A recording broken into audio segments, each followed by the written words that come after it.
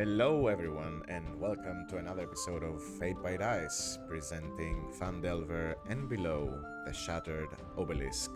My name is Nick, I'm gonna be your DM, and these are intrepid adventurers. Great heroes, please introduce yourselves and your characters. Hello, I'm Kostas. I'm playing Drawen Mahsan, a Duergar Druid.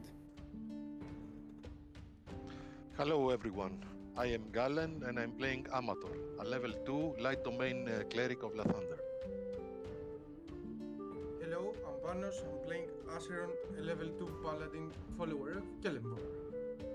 Awesome, very nice. Welcome, everyone. So, last we left off in our adventure, our brave party successfully infiltrated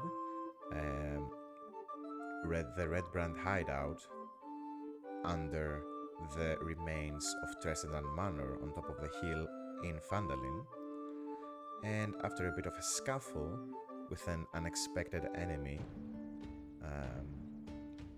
a monster lurking in a destroyed part of the hideout, our heroes went in and went out without a hitch, without anyone else noticing them apart from their enemy, a Nothic named Sarnak, that proved to be a valiant opponent for them. And right now, after exiting the manor once again through the hidden tunnel that leads into the forest right under the manor, you're now just exiting. The sun, the afternoon sun, hits you once again after a long fight. The colors in the sky are now turning from blues to purples and reds. You see that the light of the day is running out. It's now deep in the afternoon. Yeah, exactly. Drawen, it's not a very welcoming, but you're happy that the sun is setting once again. I want to go back to the cave. Yeah, I get you. I think Drawen needs sunglasses. Your goggles on your forehead kind of busted. Just needs to fix mine at some point. Glasses from Malachite. That would be interesting.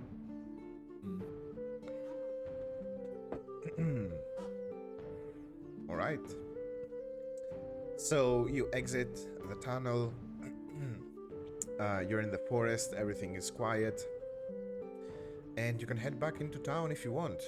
Where exactly are you heading?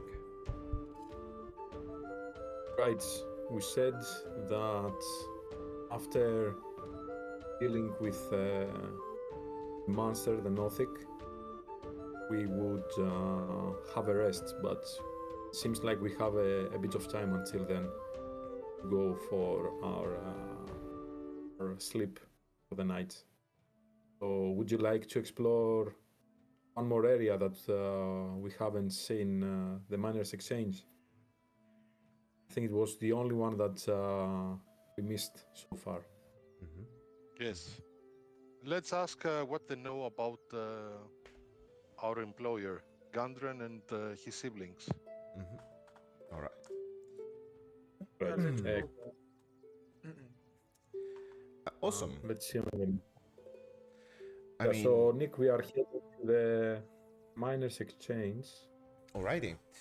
You haven't been there since you've arrived here in Phandelver, but you could ask around. There are welcoming people all around Phandelver.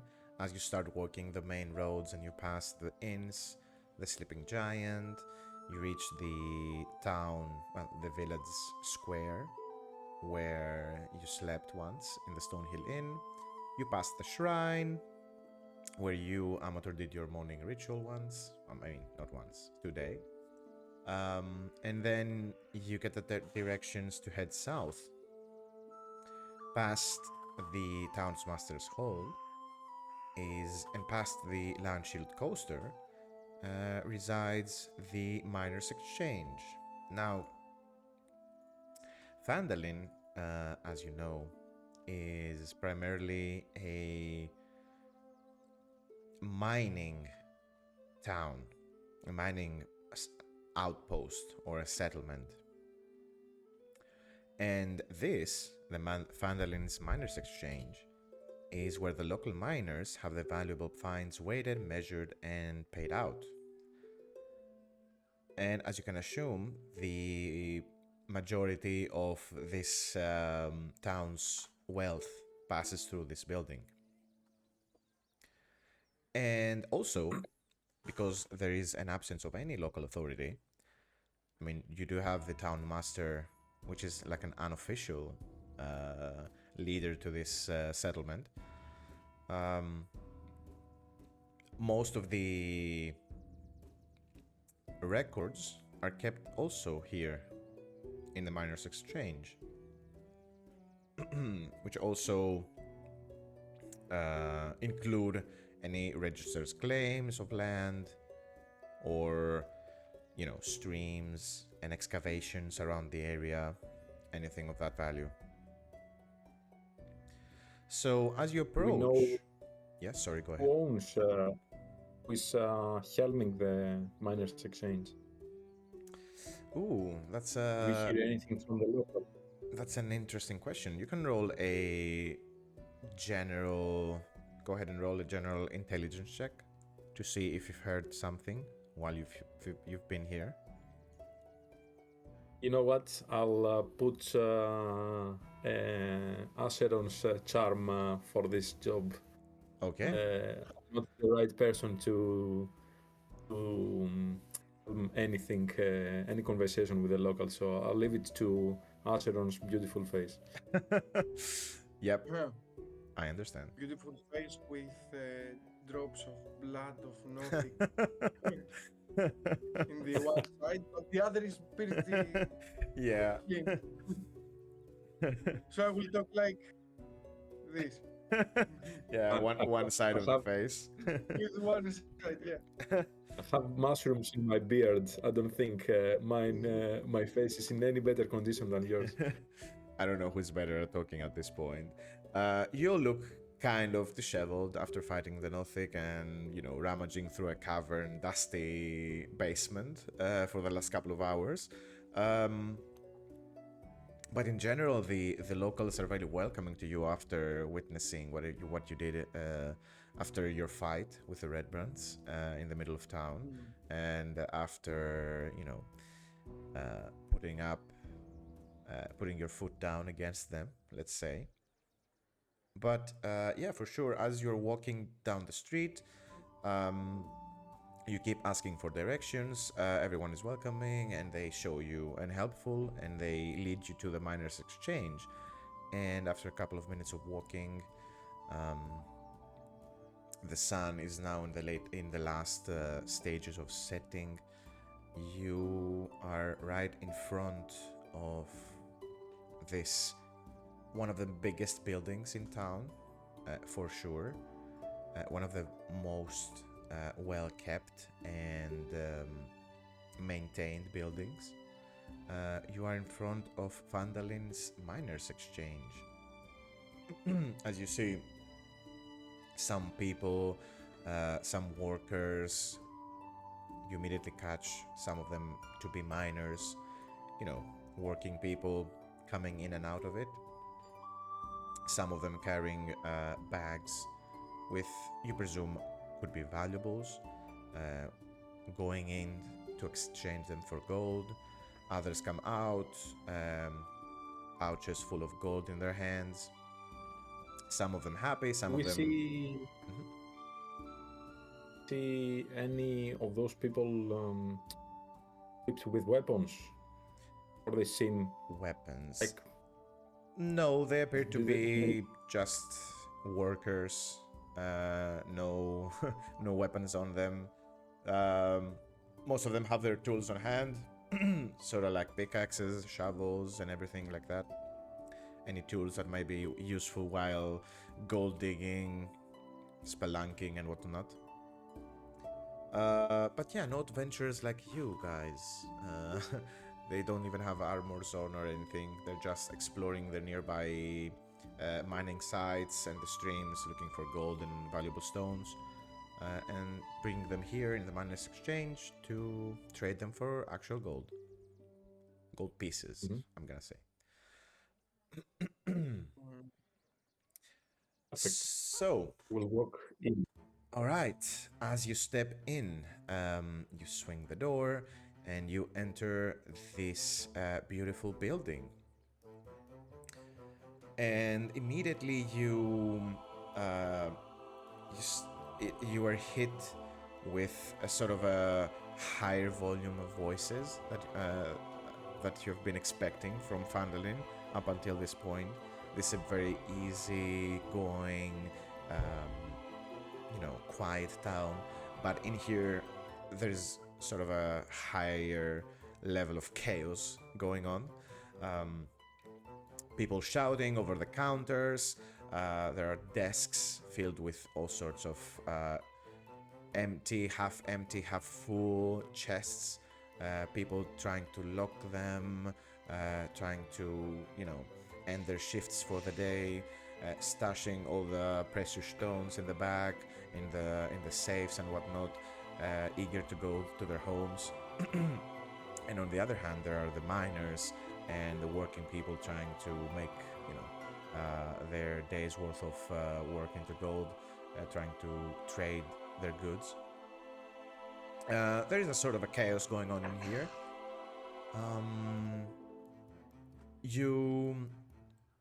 You see that the counter is closing off. You were kind of late if you want to trade anything. But at the far end of the building, you see there is sort of like a very cliche sort of like a vault door, with a big sign above it saying, vault. People going in and out carrying chests, bags, barrels of, an indescript precious stones and gold pieces. And right next to that door, sorry about that, you see sitting above the biggest desk in the building, filled with stacks of paper, overflowing, hanging off the sides of the desk, a huge a desk chest on, also overflowing with precious and valuables, is a middle-aged human, not sitting but standing above the desk, both arms on it, a small candle illuminating her work that she is very, very studiously examining at this point. And you realize this must be a person of importance in the building, as you see there are also 2 or 3 other employees handing her papers. She takes them without even looking up from her work and dismisses all the employees. And as you kind of sit there taking this all in, she eventually stops what she's doing and just lets out a big sigh, sits down on her chair, and takes out from one of her drawers, like a big sort of pipe, and lights it as she exhales the smokes, finishing her work for the day.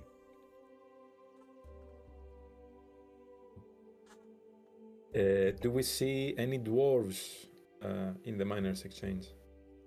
For sure. There are some dwarves here scattered about. Employees and workers coming in to, get some gold. So yeah. And I'm gonna say that as you're standing kind of in the entryway of the building, some of the employees kind of take cursory glances at you. as you're standing there taking it all in. And one of the employees, let's say a dwarf, that's closest to you as you enter the building, turns to you all and says, "Aye, what you want? We're closing soon." I'm shouting to the room. Oi! Does anyone know Gundren and his siblings? Ooh. Okay.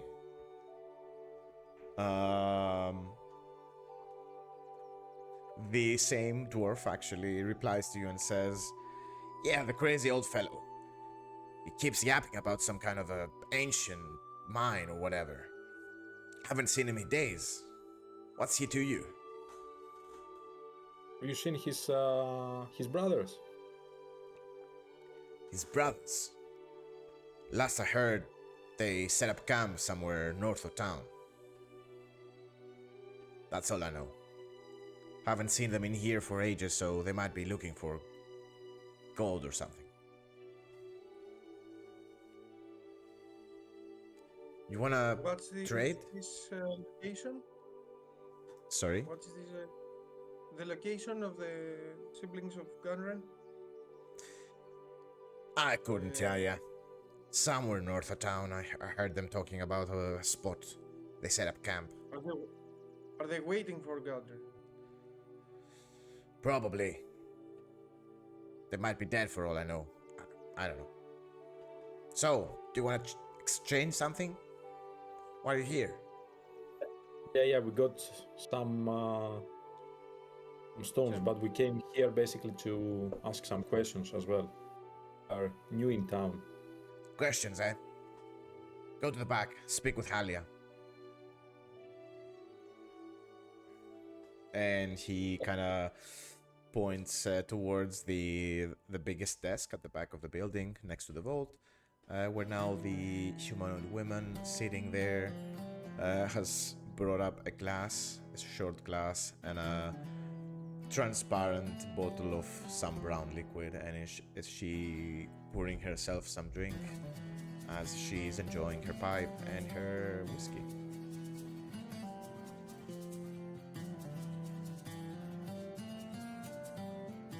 Hello. Okay, so you approach her desk then. Okay. You get deeper and deeper into the building. As you get closer to Halia's desk, you notice her glancing towards one of the employees, and without even exchanging words, we could say like an intern or something, sort of like that. Taking coffee. Yeah, no. An intern stacking books and papers drops on the floor and goes towards the vault door. Kind of swings the huge, thick door and closes it as you approach. You reach Halia's desk, and as she watches you approach, she kind of lays back on her chair, puts her feet on the table, kind of crosses her legs over the table on one empty corner on her desk filled with papers. And she looks at you all and she says, "New faces. Haven't seen you before in here. Did you hear there's a gold rush in town? And you care to join it? So, welcome to Phandelver. What can I do you for? I am Halia Thornton.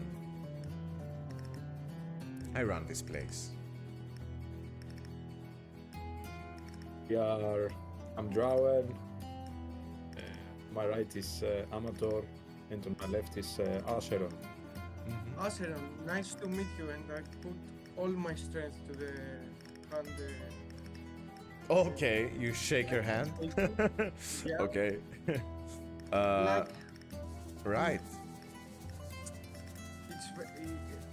I put all my strength on the handshake. Like, Right. Maybe I'm dangerous, like I'm saying. Yeah, maybe yeah, I'm yeah. dangerous. All We right. will see that. She courteously extends her own hand and arm, and you shake hands. You see, she also tries to make like a power handshake and put all her strength into it, but you are clearly, stronger. So she kind of raises one of her eyebrows, and she. I want her to change the how is she's sitting Okay. on the table. Okay. So So she's she. not so I want her comfortable to yet. focus on Yeah, yeah. us. Yeah. I get it. She stands up, shakes her hand, realizes, oh my god. And she kind of raises one of her eyebrows, puts on a sly smile on her face, and she kind of sits back down straight, turning towards you, giving her full attention to you. And she says, my, interesting people are gathering in Phandelver in the last couple of days. You said Acheron, Amator, and Drawen. Welcome to Phandelver then. I take it you have something to exchange with me? First of all, I don't know if you overheard the conversation that we had with this fucking dwarf. But we are looking for Gundren and his siblings. Uh-huh. I see. No any information, mainly about his siblings. We can track them down. I see. So all the new people, all the newcomers are connected, it seems. I haven't seen either Gundren or his siblings in a long time. It's been days at this point, I think.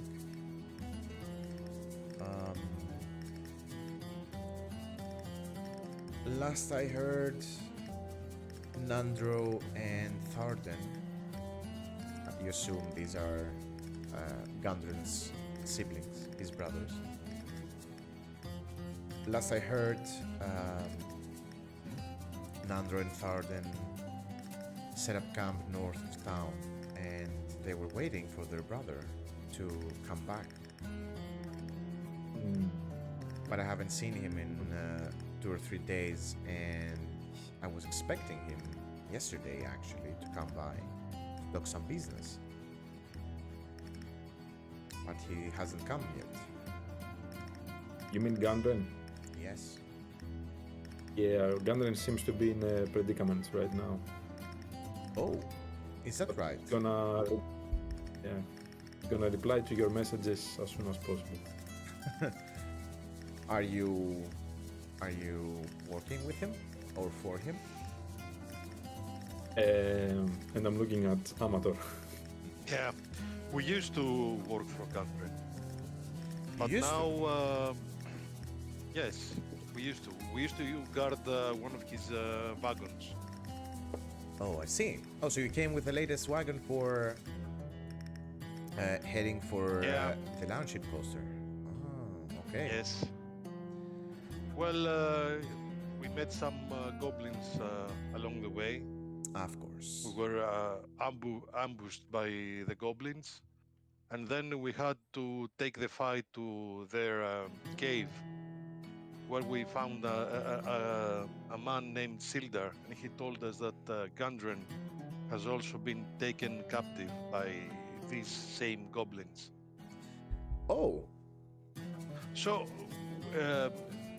we were trying to find his brothers, just to see if they have some more information for us.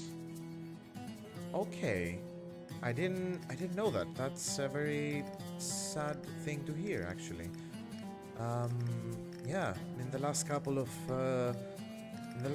months, goblins have taken up arms, it seems, and they've been becoming more and more brave or dangerous. I've heard about a lot of mishaps happening with wagons. So I personally thank you for guarding our latest shipment into town. You did Phandelver a great service by bringing our provisions here. Yeah, we now just the cargo now is safe, but the owner it's not, and we are looking for him. Do you know where the goblins have taken him? We don't have any clue for that. Yet. Okay. We have an idea, but we are not sure. Yeah. All right. Well, I hope you can find him. assume- Because we have deals that we have to settle. And let's leave it at that. Actually, we have some ourselves. Remember what kind of stones they were? There were some. Acheron? You remember? I remember that there were malachite. Malachite, yeah. Right. Oh, 5 of them. Do you accept? so you do have business with me. Okay, let's see yeah. those. Let's see those stones then. I'm gonna personally give you a deal if you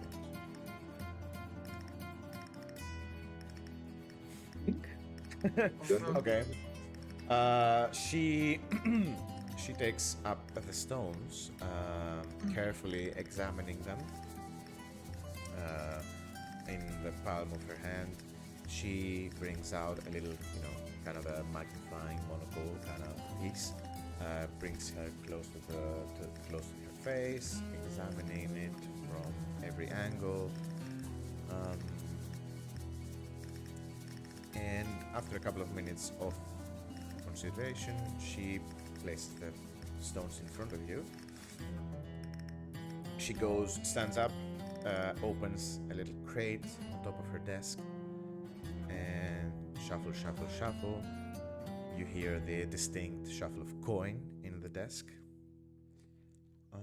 And she brings out a small pouch filled with gold, and she places it next to the stones in front of you, between you actually, on the desk. And she says, 50 gold pieces for the lot, for the 5 stones. I think you're not gonna find a better trade and a better exchange anywhere in town. And she sits down, crosses her arms and legs, and kind of, expects you to take the gold and go. I'm sure we will. Even with my untrained eye, I know that these malachites, they cost more. Really? I mean, I believe so. I am not. I'm not so tempted to say that your eye is not trained to such stones. You seem like a guy that has spent a lot of time looking for them. Well, to be honest, you wouldn't know better because you employ dwarves, like dwellers of the surface of the mountains, not real deep dwellers like Duergars myself. Oh, that's how it is. Well, I assure you, my employees are very good at what they do. And Because you haven't seen better. maybe so.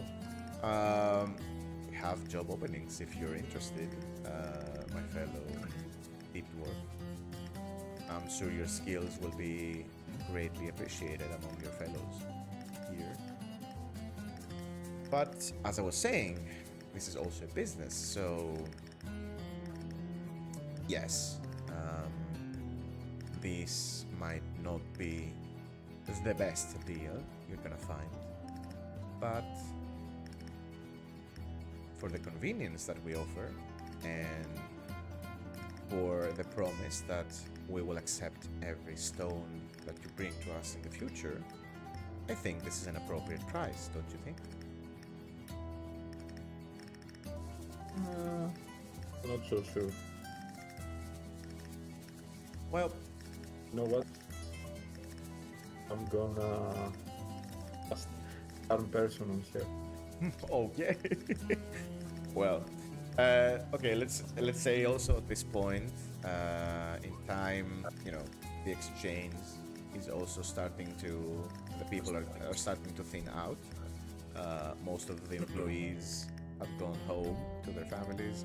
Most of the workers trying to trade in their findings are also going home. So there is like a skeleton crew, closing shop, let's say. The intern, obviously, that is guarding the vault door is also there. And, you know, one or two or three employees as well, you know, gathering the papers and the logs and everything. And Halia with you at the end of the building. So you're kind of secluded back there. There is no, you know, danger or fear that this might be noticed. Your charm.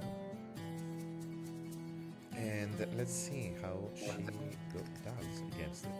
Am I seeing anyone around that wants to hear about the transaction or? I mean, you see, the closest person is the, you know, might be 18 years old, an intern, his first job perhaps here, a Phandelver local, that, you know, is the guy that, you know, brings Thalia her coffee, her papers, and sometimes closes the vault door, and is And the tobacco. yeah, exactly. Basically, the busboy, you know, a general purpose intern inside the Phandelver Miners Exchange, and he's kind of the closest person to your conversation, and he is trying really hard to focus, you know, seem like he's not paying attention, but you notice him, Acheron, every couple of seconds he kind of glances, side glances towards you, maybe. Right. It's a DC 13 wisdom saving throw. Let's see.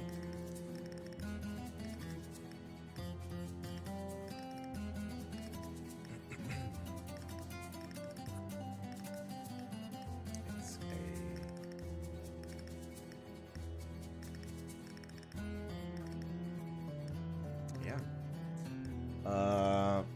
you see Halia kind of cross-armed, cross-legged, kind of with parsed lips, looking at you, Drawen, and then the charm hits, and her eyes widen a bit. You see her shoulders kind of relax, and she kind of leans on her chair, you know, extending one of her arms, kind of relaxing on it. And she turns to you and smiles, and she says, "Oh, am I kidding? Of course, we can do something better for you. I mean, you did help." Alia. Yes, I Come mean, on. of course, you did help our village. You brought the provisions. You don't seem like bad guys. I mean, I would appreciate if all our customers were like you. And I also like your spirit. I also like a bit of banter and trade. Tell you what, I will give you a better price for the stones, but you have to promise to me that every precious stone you will find from now on, and you want to exchange, you will bring them to me. Do we have a deal? That can be arranged. Perfect. And she opens the crate, the small chest once again, and she counts another, a handful of loose gold pieces, opens the pouch, and just adds them into it. With that, let's say an even 60 for you. How does that sound?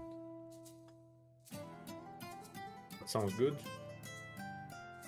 I'm very happy to hear that. I'm very happy to hear that.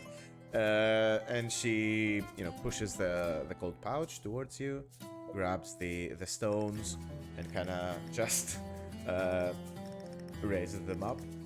And you see Acheron, the intern, kind of runs, grabs the stones, and takes them into the vault.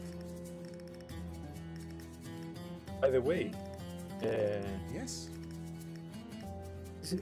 obviously this is a very prosperous business that you have here. You have issues with the Redbrands. Oh. They seem to cause trouble to the locals. Yes, I mean, there have been a thorn to my business for a long time. But it's not something we cannot deal with. I mean, they might be relentless, and they might be demanding. But it's something that can be dealt with gold. So, matters that are sort of like that in nature do not really concern me all that much. Now, if somehow they were not a problem anymore, then that would be very, very exciting for me. And anyone who could make that problem disappear for me, I would see that they would be rewarded very handsomely. But I don't know. So you want the Redbrands to disappear? Well, I wouldn't say disappear. You see, when other people see danger and risk, I see an opportunity. So, I don't really want them to, be gone. What kind of opportunity are you saying? Let's just say that information is a very valuable thing, even more than gold.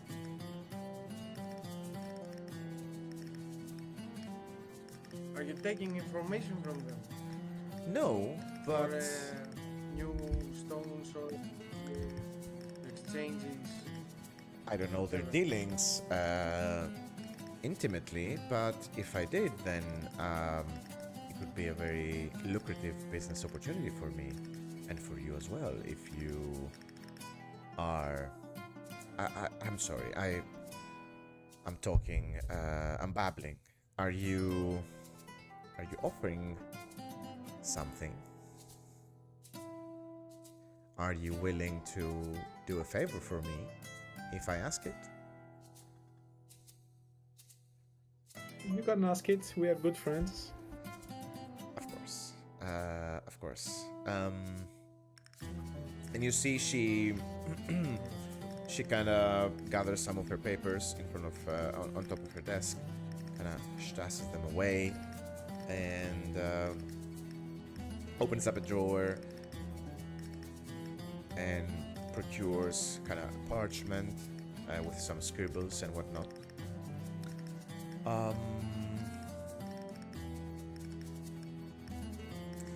And she says,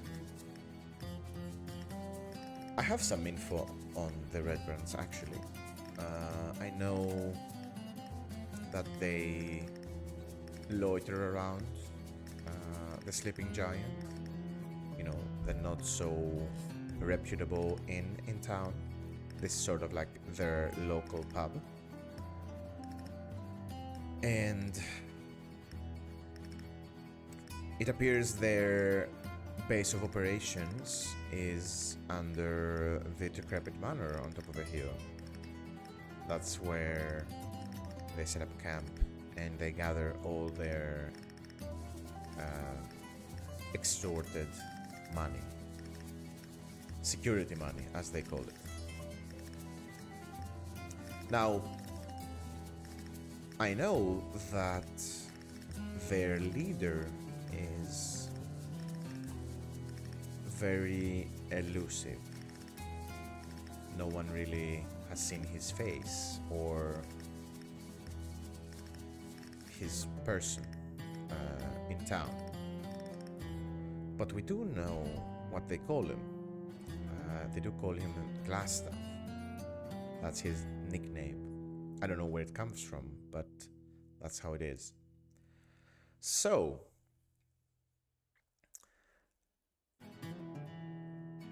if you are interested in dealing with this problem of our little town, I would ask you one thing, if you want. If you can bring him to me, Glassstaff that is, unharmed and alive, along with anything you could find that might incriminate him or explain his business model and his partners. And if you bring them to me, then I would reward you for that. How does that sound? Just to be clear, how much are you offering? How much am I offering? She goes... she stands up again, goes over her small chest and procures another pouch, and she starts filling it with handfuls of gold,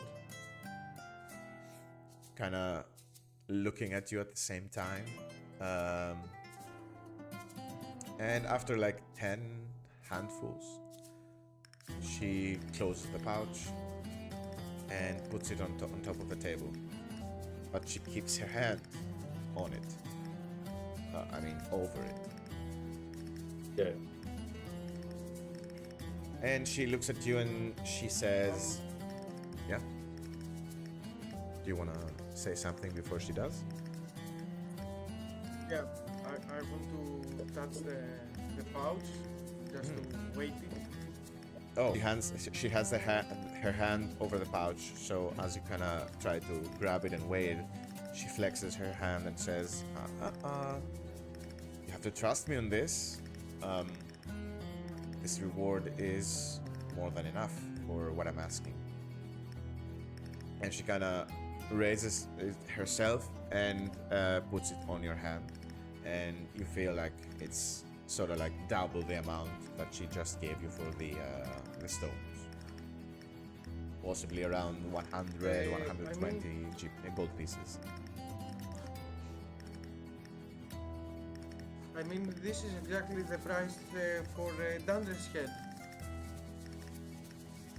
You know, Dandre's, the family of Dandren. Dandren is out, he's dead. He is? And this is exactly the price for him. Who put the price on his head?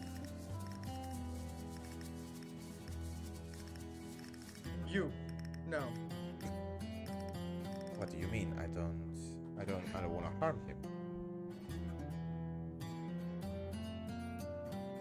Dandren is dead, and Redbrands did that. So this is how you are measuring the loss of the family with 100 gold pieces, or I mean, what? What happened to Dandren is... You said that you are exchanging information with Red. No. Let me be clear. I want their leader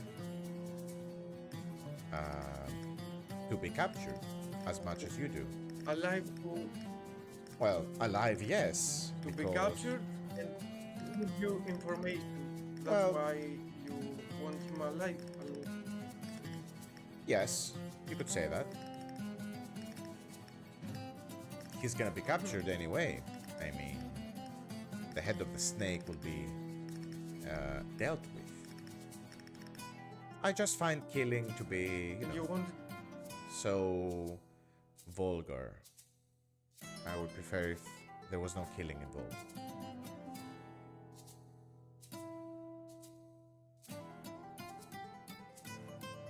Don't worry, Acheron. justice will come from the town hall, not from you, not from anyone.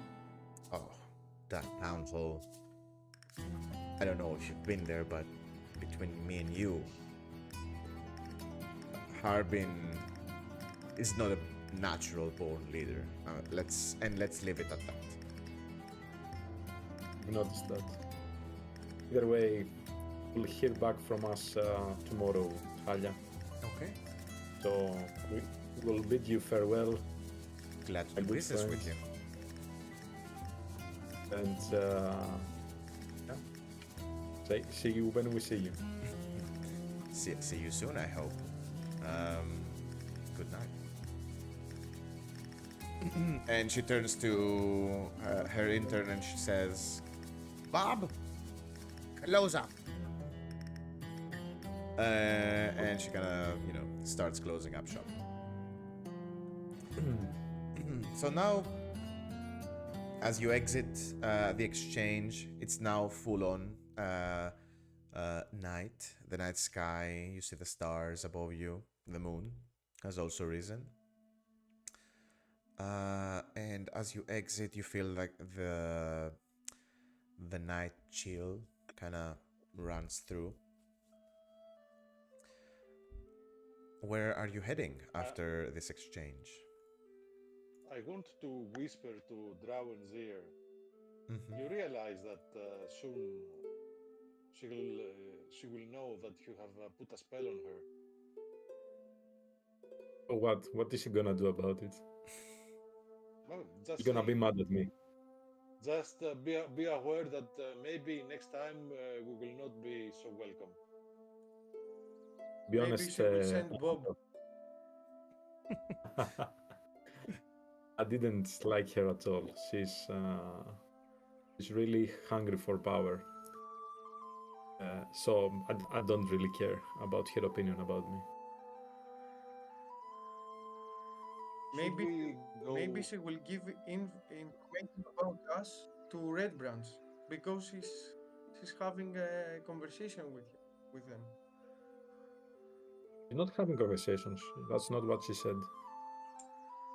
Just wants basically information to create a similar business plan. So I mean, they are speaking. Good. They are in contact. Well, As she I didn't say understand it, they were she, in contact. She pays the Redbrands to just to keep away from her business. They have an arrangement, and she pays the Redbrands just so that she doesn't get robbed by them. This is my opinion for her, and I will stay with that. right, let's move on. Okay. Let's move on. But yes, Where are we moving off? Moving on to?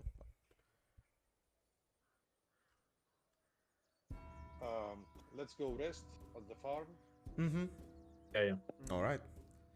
So you take up the Okay. offer of the halflings farmer Kayleen Alderleaf's offer to stay at her farm. All right. So you start heading there. The streets are now, completely empty. As you walk through the small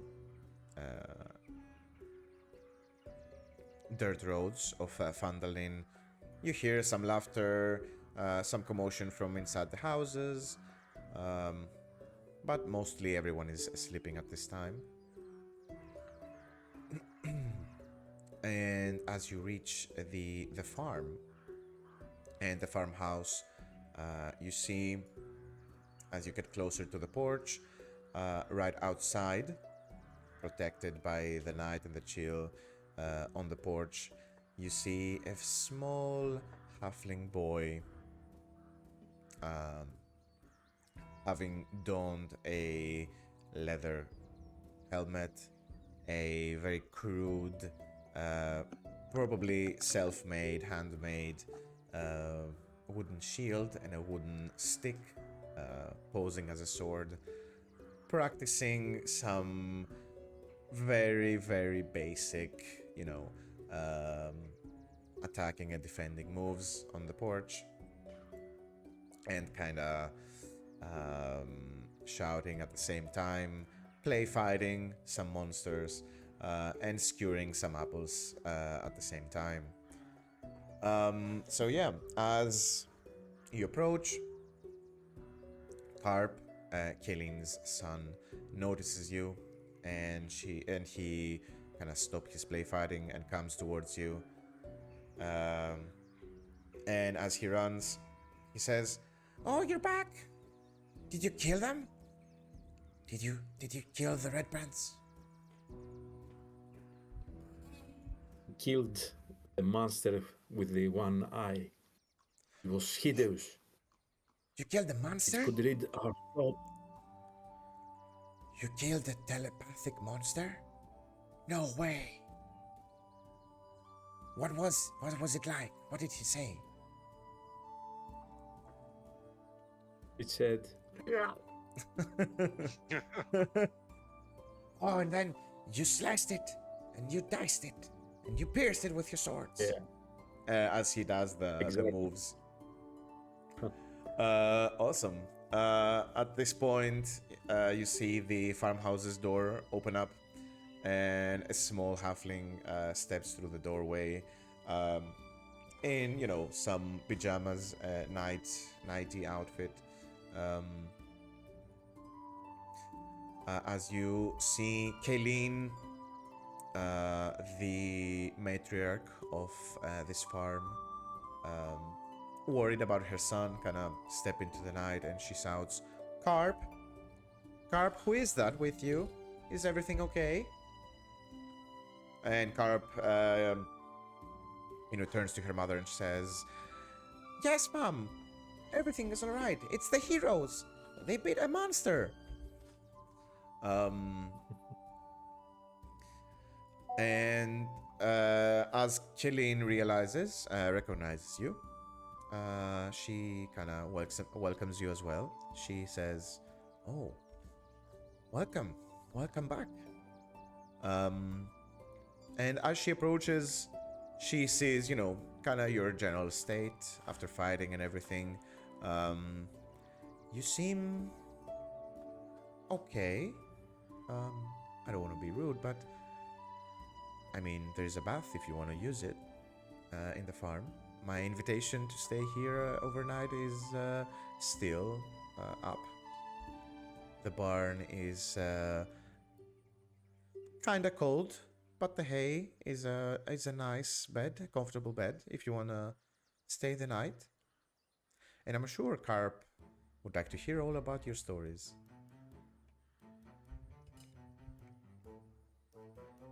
Thank you very much Yeah. for the offer. I'm sure we'll take it.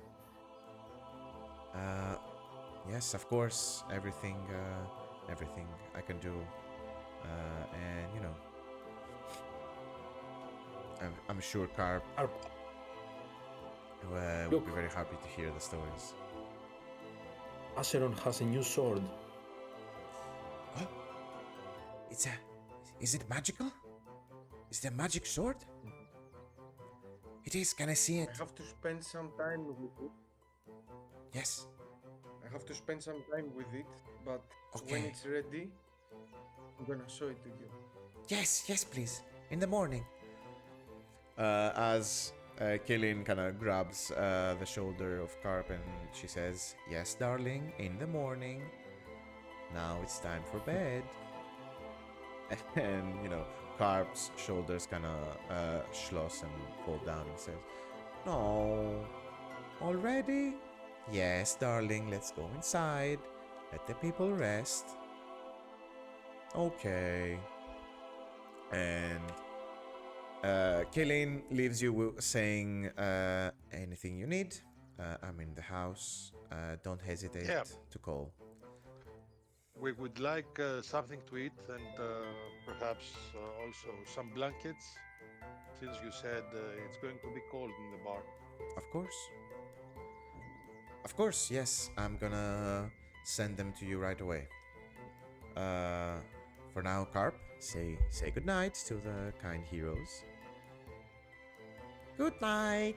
And you see Kaelin and her son retreat into the farmhouse, and they leave you alone next to the barn.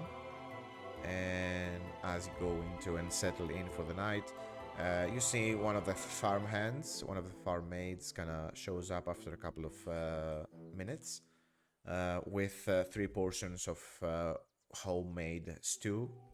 That must have been, the food for the farm today.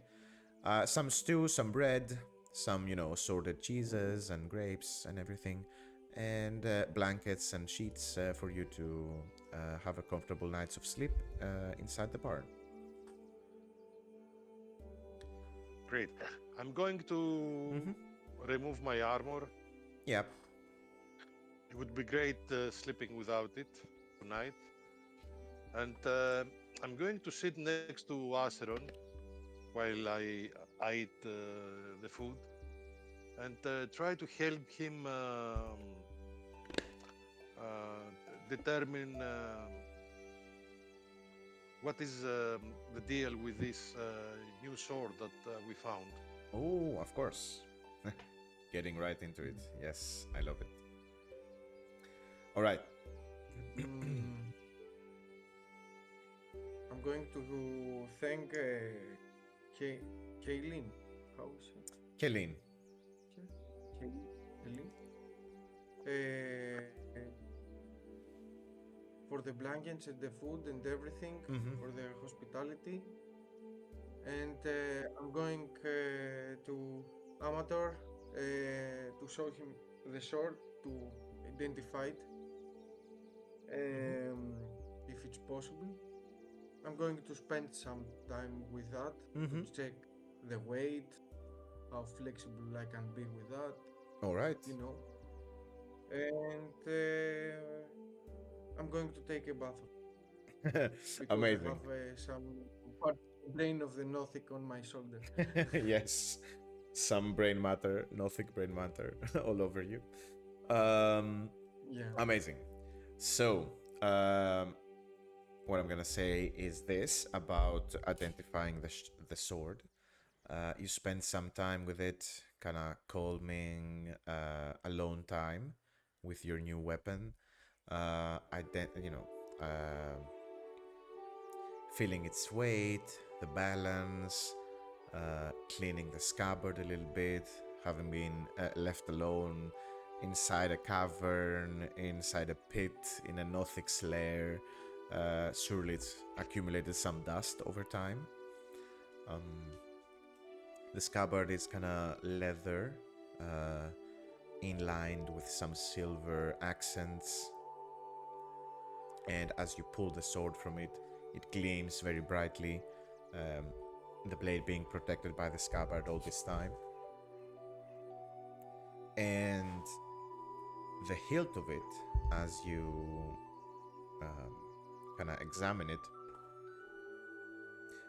the guards look like a pair of wings of a bird of prey, sort of like a falcon or an eagle, and the hilt kind of transitions into the body of a bird, and the pommel resembles a beak. Engraved on the blade, near the hilt and the guard, is just a plain word, the word Talon.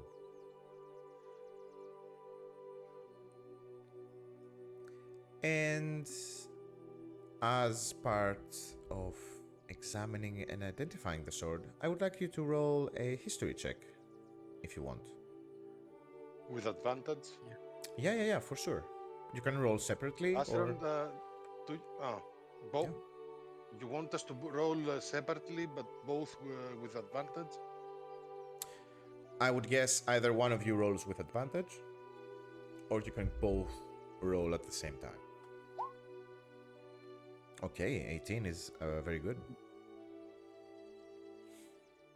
Acheron, you can roll also if you would like to recall something of the history, or if you want just a shiny new blade, that's fine too. I will roll. Yeah, okay. 12. 12. Amazing. With a little bit of help and a very short history lesson from Amator about the location and the general area of Phandelver and the Tribord Trail, you managed to recall, Amator, and you convey that to Acheron as well, that the last known residents of Tresedar Manor, one of the last was a knight named Aldith Tresendar, and supposedly Talon was his weapon of choice, and the legend goes that he died fighting off the bandits that once spread out through the area and, kind of destroyed and pillaged everything in their wake. And the weapon has been lost to time until a nothing named Sarnak found it and added it to their collection. And now that Sarnak is dead, the sword is yours. So yeah, the name of the blade... Does it have any special powers? Of course it does. I forgot the most important part. It is a magical weapon, and it's considered a +1 longsword. So it bypasses any magic immunities or resistances, and you add a +1 to the attack rolls and damage rolls when you attack with it. Here we go. Okay. I give the sword back to Acheron and say, Kelemvor will be happy. Please use this well. All right. I'm taking the sword. I'm checking the balance a bit. Mm-hmm. I'm checking also the letters on the hilt. You said it's Talon, right? Yes, the name of the blade is Talon. Blade. Talon. And it's engraved on the blade. Yeah. On Yes. the blade. Mm-hmm. Let's hope that it will serve you better than it did its previous owner. Yeah. That's true. I'm not gonna be killed by bandits or Kelevor is not planning this for me. Awesome. Fully confident I'm sheathing the sword, and I'm going to continue to prepare for my rest. All right. Thank you, Amator. Thank you. Gonna be very No problem. useful for me. No problem. Now, if you don't mind, I'm really too tired. Right. And, I want to go right to sleep. I'm gonna remind you, you also found some potions along with the malachite stones and the loose, the loose coins you find. Drawen can identify those. All right. Yeah. Let's say in the meantime, I'm checking the potions. All right. It's gonna be Arcana. I can do it with herbalism. I'm gonna say real quick what the potions are. You can spend, one of them with herbalism kit.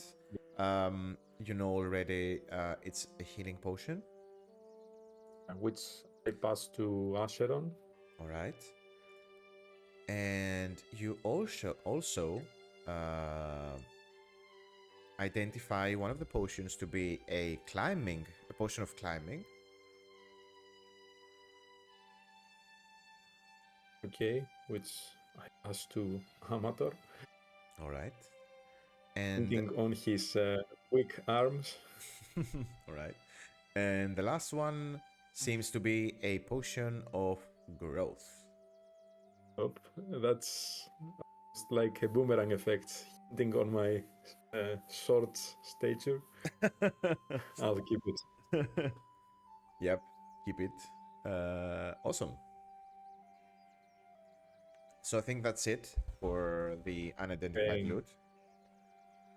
Just one last thing before I go to bed. I'll use my last spell slots to create good berries.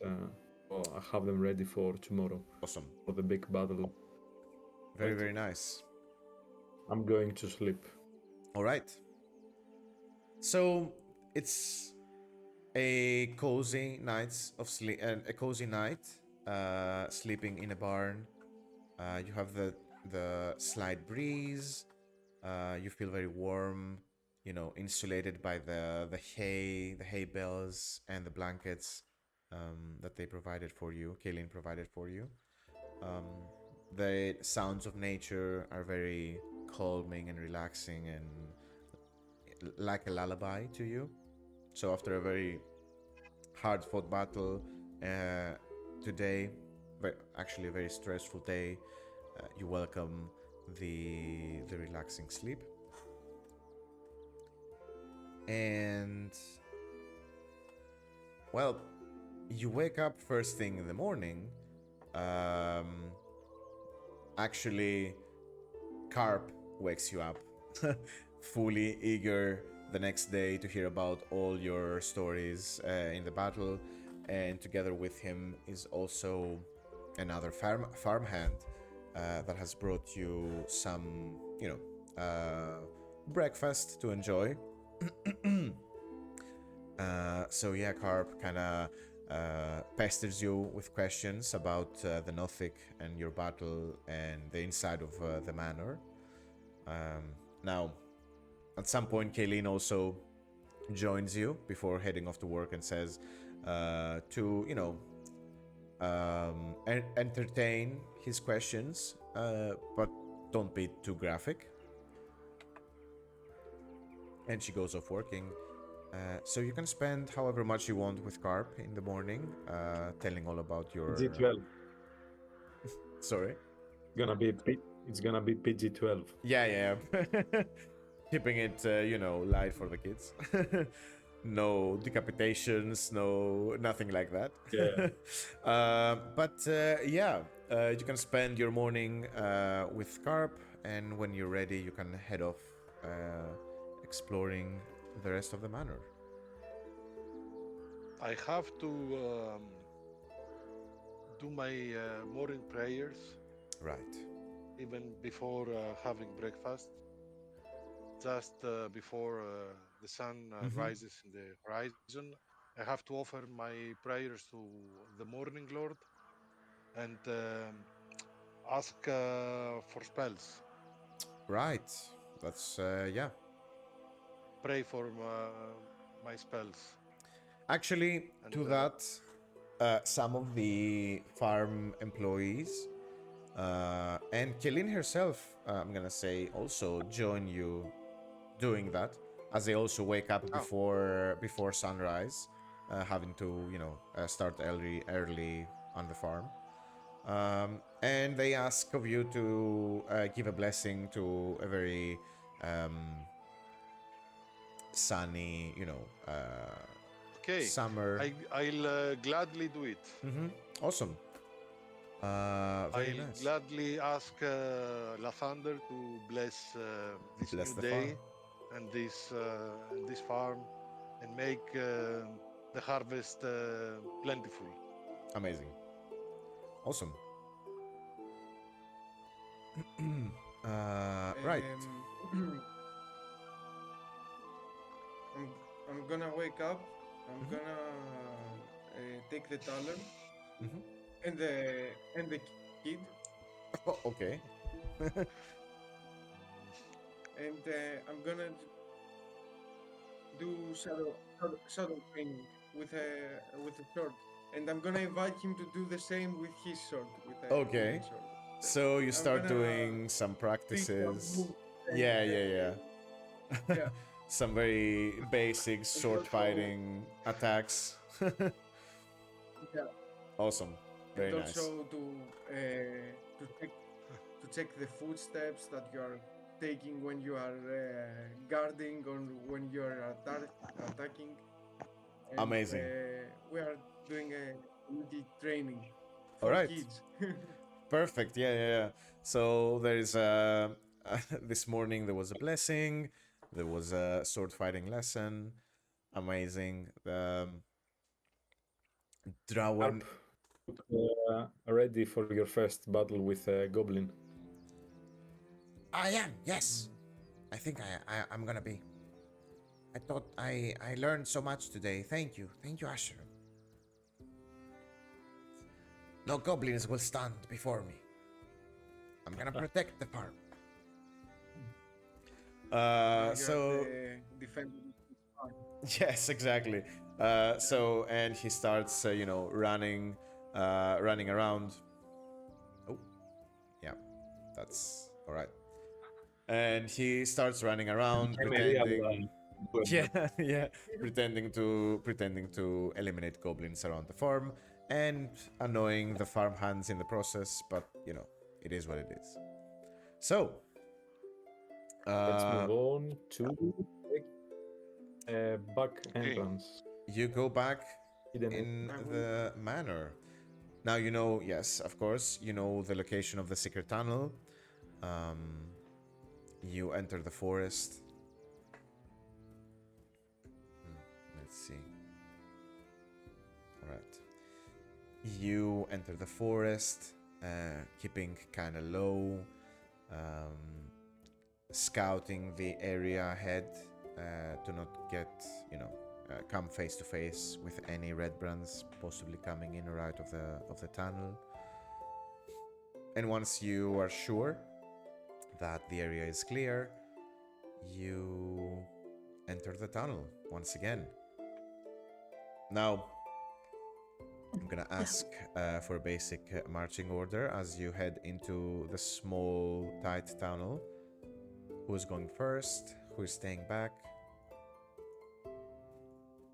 Drawen first, I go second, and in the rear guard, Acheron. All right. All right. I love how that's decided. Amazing. Before we enter, I would like to cast Detect Magic as a ritual. All right, yeah. You can do that while you are scouting the area to be safe. Sorry. As Amator is doing that, could I start checking a bit, scouting a bit the different paths that we have in front of us? You mean inside the tunnel or while you are in the forest? Once we are inside. Once you are inside the Nothix, inside the cave area. Okay. Yes, for sure. I'm gonna switch up the maps real quick, just so that we have a basic idea where we are. So, you enter once again through the secret tunnel. You see the familiar sight of the cut in half, basically, cellar of this basement. The once lair of the now dead sorry, not goblin, but once the lair of the Nothic. And I'm going to describe it once more so that we're caught up.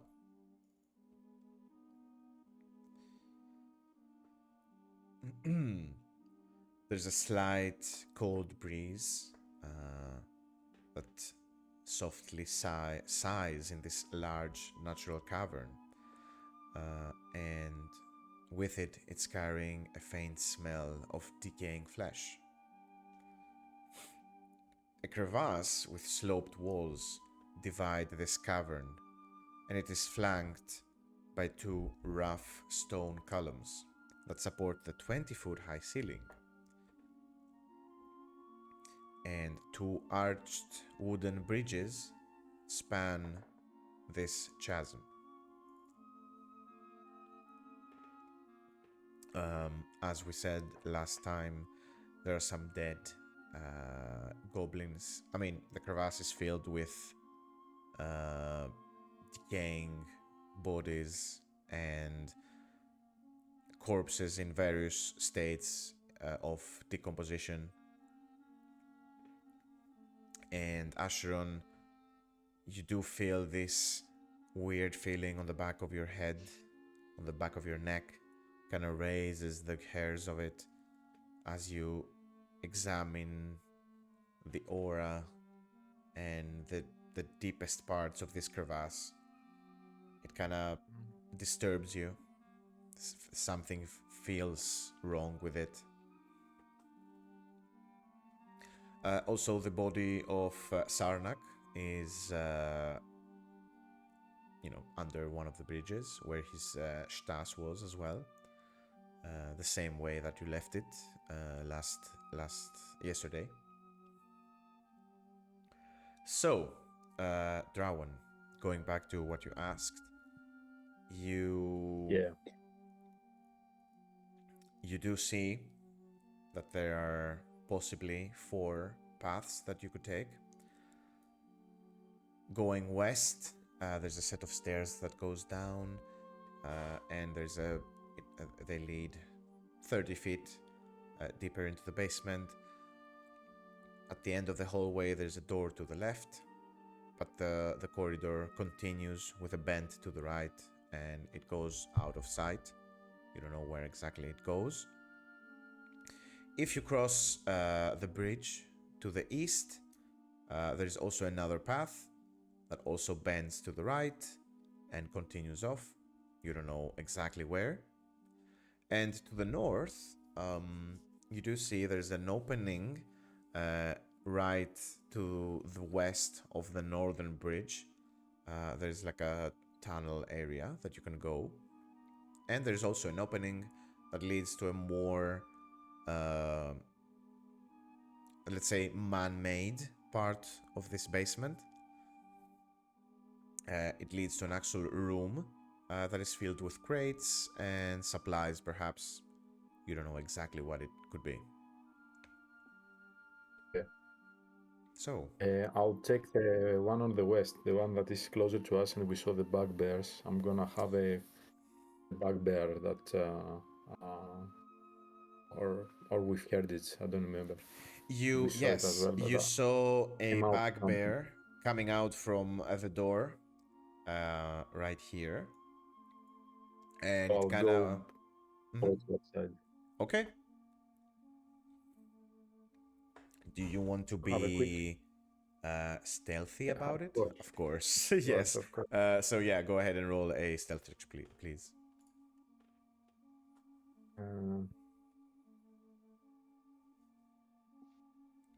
Can I help him with the blessing of Lathander? I will touch him in the shoulder and give him guidance. Of course. Yes, of course.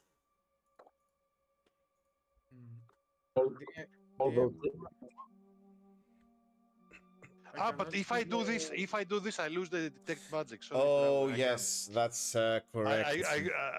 I can't risk losing the detect magic. Let's not do that. Yes, it's fine. I will allow it. DM, I cannot see the map at all. Oh, I'm sorry. Can you see it now? Oh, no, yeah. Sorry. All right. A 4. That's a 4. That's a 4. Okay. That's not very good. Okay. We're gonna work with that. It's fine. As you start climbing down the stairs, you hear your footsteps echoing in this huge cavern, huge area, and the sound kind of follows you as you go down, and it bounces off the walls of this corridor. You feel very, conscious about your presence in here at this point. But you do reach the end of the hallway if you want to go that far, and there is no, you reach the bend of the corridor, and you stop, and you hear some muffled voices coming from the door directly south of you. And also you do hear, you do see actually the corridor continuing northward 10 feet, and it ends in another closed door. And you also hear some, I guess, raised voices in some sort of argument or fight. You're not sure what it is exactly, coming from that door as well. I'll have a quick look-see, like from the keyhole, if there is one. I'm Just to gonna see. place you here. Do you want to see which door are you referring to? South, yes. The south door. Okay. South and north. All right. Let me. Let's have a look. Reception. Okay.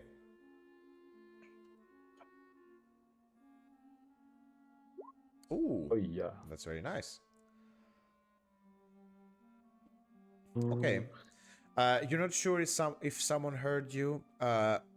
Probably not, because as you kind of bend down, put your ear on the door, try to, scout the room through the keyhole. Oh, actually, I don't think there are keyholes in these doors.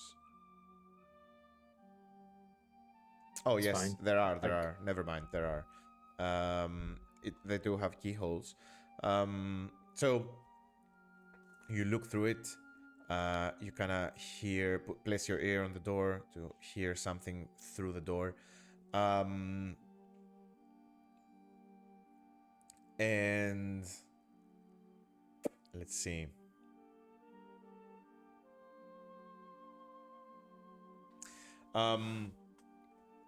As you look through the keyhole, you see a scene developing in front of you, basically.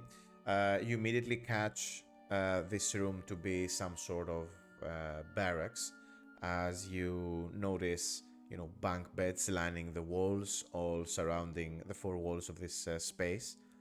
And in the middle of the room, you see getting ready, putting on their armor and donning their weapons.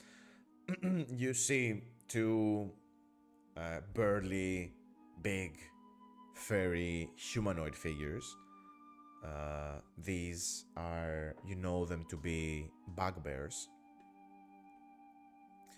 And you see two of them kind of getting ready for their day, for their shift perhaps, or, for patrolling, whatnot.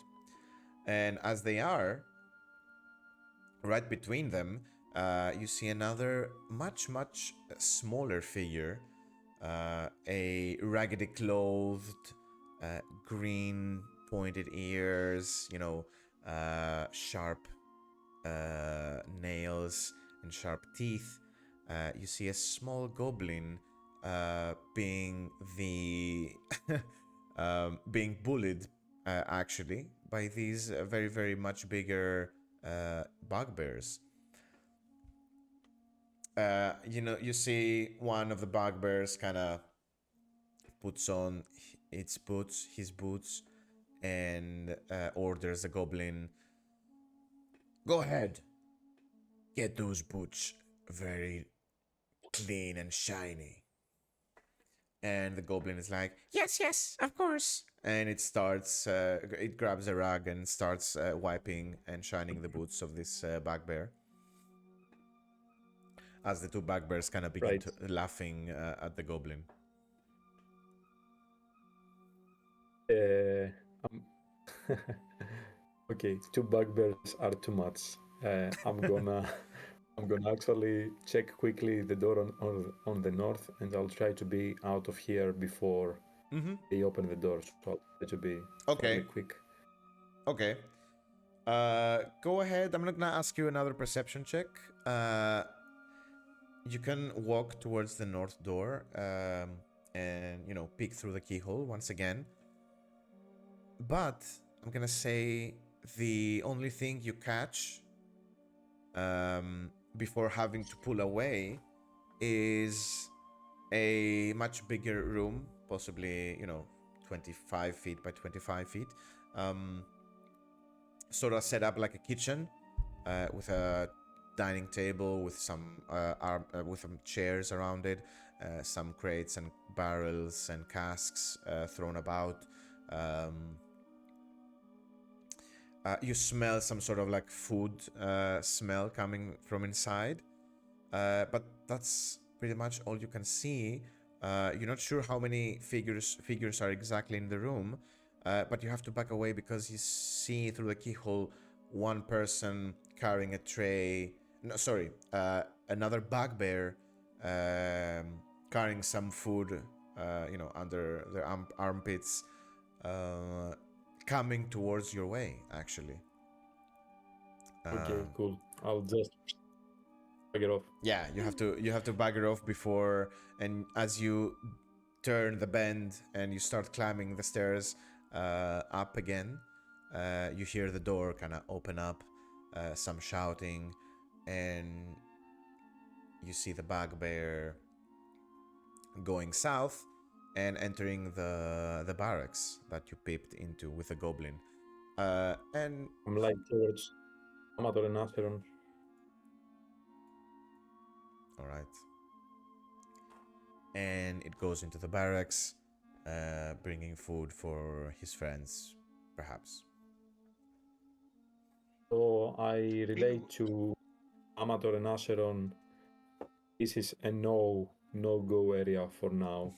There are 3 bugbears, a goblin, and maybe even more people around there. So let's have a look somewhere else. Mm-hmm. Okay. Meanwhile, can I examine this bridge? Yes, of course. Of course, you can do that. The southern bridge. Mm-hmm. Okay. Well.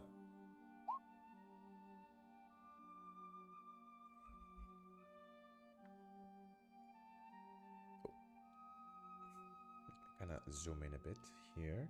Okay, that's a 16. That's very good. Yeah. Sorry about that. The bridges are made. They're similar, both of them. They're made very, very simply made. Wooden planks, no rails. So you just they're basically 2 ropes and planks on top of the ropes. Very raggedy. You're not sure if they're safe to cross. And actually, by examining the one closer to you, the southern one, you notice a very weird cut in one of the ropes, in both of the ropes actually, from the side that you are standing. And you're not sure that it's not intentional. It might be an intentional cut rope so that whoever walks over the bridge falls down into the crevasse. So, very nice job spotting that. The southern bridge is not safe to cross for anyone, over 50 pounds. Okay, I'm going to turn to my companions and show them the bridge and then the cuts on the ropes. All right. And just to warn them that they should not cross from there. And then I'm going to move here, and I'm guessing I can, with a running start, jump to the other side, right? You can do that, I think. It's 5 feet wide at some points. So yeah, at that point it's Yeah. only 5 feet. So yeah, you can. All of you can, you know, with a running start, can jump over it. Okay. I'm going Um, to follow Amator. Okay. before I move, You sorry, don't need Asma. a roll or something for the. No. You don't have to roll. You can, if you jump with a running start, you can easily cross. You know, cover the gap. Okay. Drawen. I'll go to the one on the north. Okay. The north bridge. I'll actually do exactly the same thing. So if someone tries to cross, like if the bugbears find us out and they try to move towards us, they are gonna fall. Oh, very nice. Very nice. So you cross over first, and then you rig the bridge. No. Oh. I first catch a bit the north bridge. Okay. And then I'll jump from the point that they jumped as well. Awesome. Very nice. No roll needed. That's very easy thing to do to kind of half cut the ropes so that they don't support any weight. Also, by going to the northern bridge, you kind of take a closer look to the paths leading north and northwest. There's another tunnel at this point right here that kind of bends to the north and kind of snakes further into the basement. You're not exactly sure where it leads. And there's also an opening through the cavern at this point that leads to another room filled with crates. But I assume you want to go southeast. Okay. Awesome. As you are walking down the corridor, is there anything you want to check for? Any traps? Anything else? We keep the same formation, or do you want Acheron? I think this is your element. I did my scouting. Now it's Okay.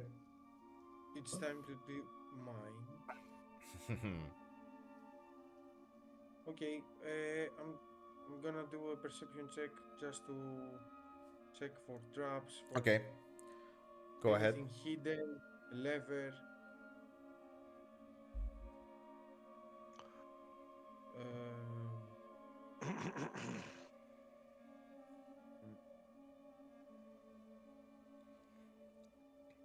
Just a perception check. Yeah. Go ahead.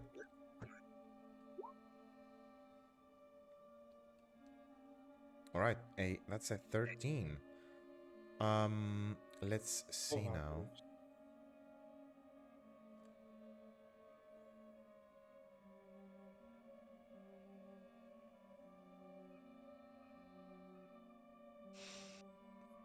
Okay.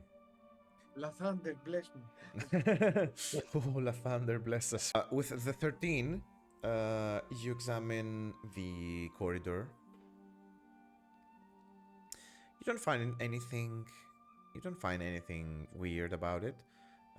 It's a very dusty, it's not very often walked corridor, part of the basement. And as you go deeper and deeper into it, you see that it almost, I mean, it looks like it ends on a dead end, but I assume, Amator, as you get closer to the end of this corridor, it appears to be ending into a door that is trying to be concealed, but it's not very concealed from this side. What material is the door made of? Exactly. It's the same. It's wood, but it's painted in such a way that it tries to resemble the stone and the flagstones around. It tries to mimic. Is there a Is there the a handle stones. to open it? It is. There is a handle. You can open the But door. since it's just a wooden door, I'm going to put my ear on it and try to listen to the Okay. other side. Okay. Go ahead and roll a perception check then. 23. Amazing. Let's see. Although a very high roll, I'm gonna say you don't hear much. The only thing that you can distinguish through the silence, I'm gonna say, is the sound of running water, perhaps. There's some sort of water on the other side of this door. Okay, but I detect no presence. You don't hear any So I'm voices, going. anything like that. Sorry, no, I will ask again. Is there a handle to open Yes, this door? you can open the door. Okay. I try to silently open the door. All right. Do you want to? Yeah. No, it's fine. You can do that by very carefully opening it. And I will just take a single step inside, Yes. like here. And Amazing. then I'm going to wait for the others. All right. So what you step into, you assume this might be the room that the normal basement entry leads to. Right. You open the door and you enter into a very large cellar. And you see right on the other side of your entry, there is a 55-foot wide landing that is 15 feet above the level that you are now on. And there's a twin set of stairs that descend into this large cellar. And right next to you is a large stone cistern occupying this western side of the room. And flanked by a lot of barrels and casks and crates. Also, on the other side of the cistern, there's another door that is closed, and behind the northern parts of the stairs is also another door that leads further north into the complex.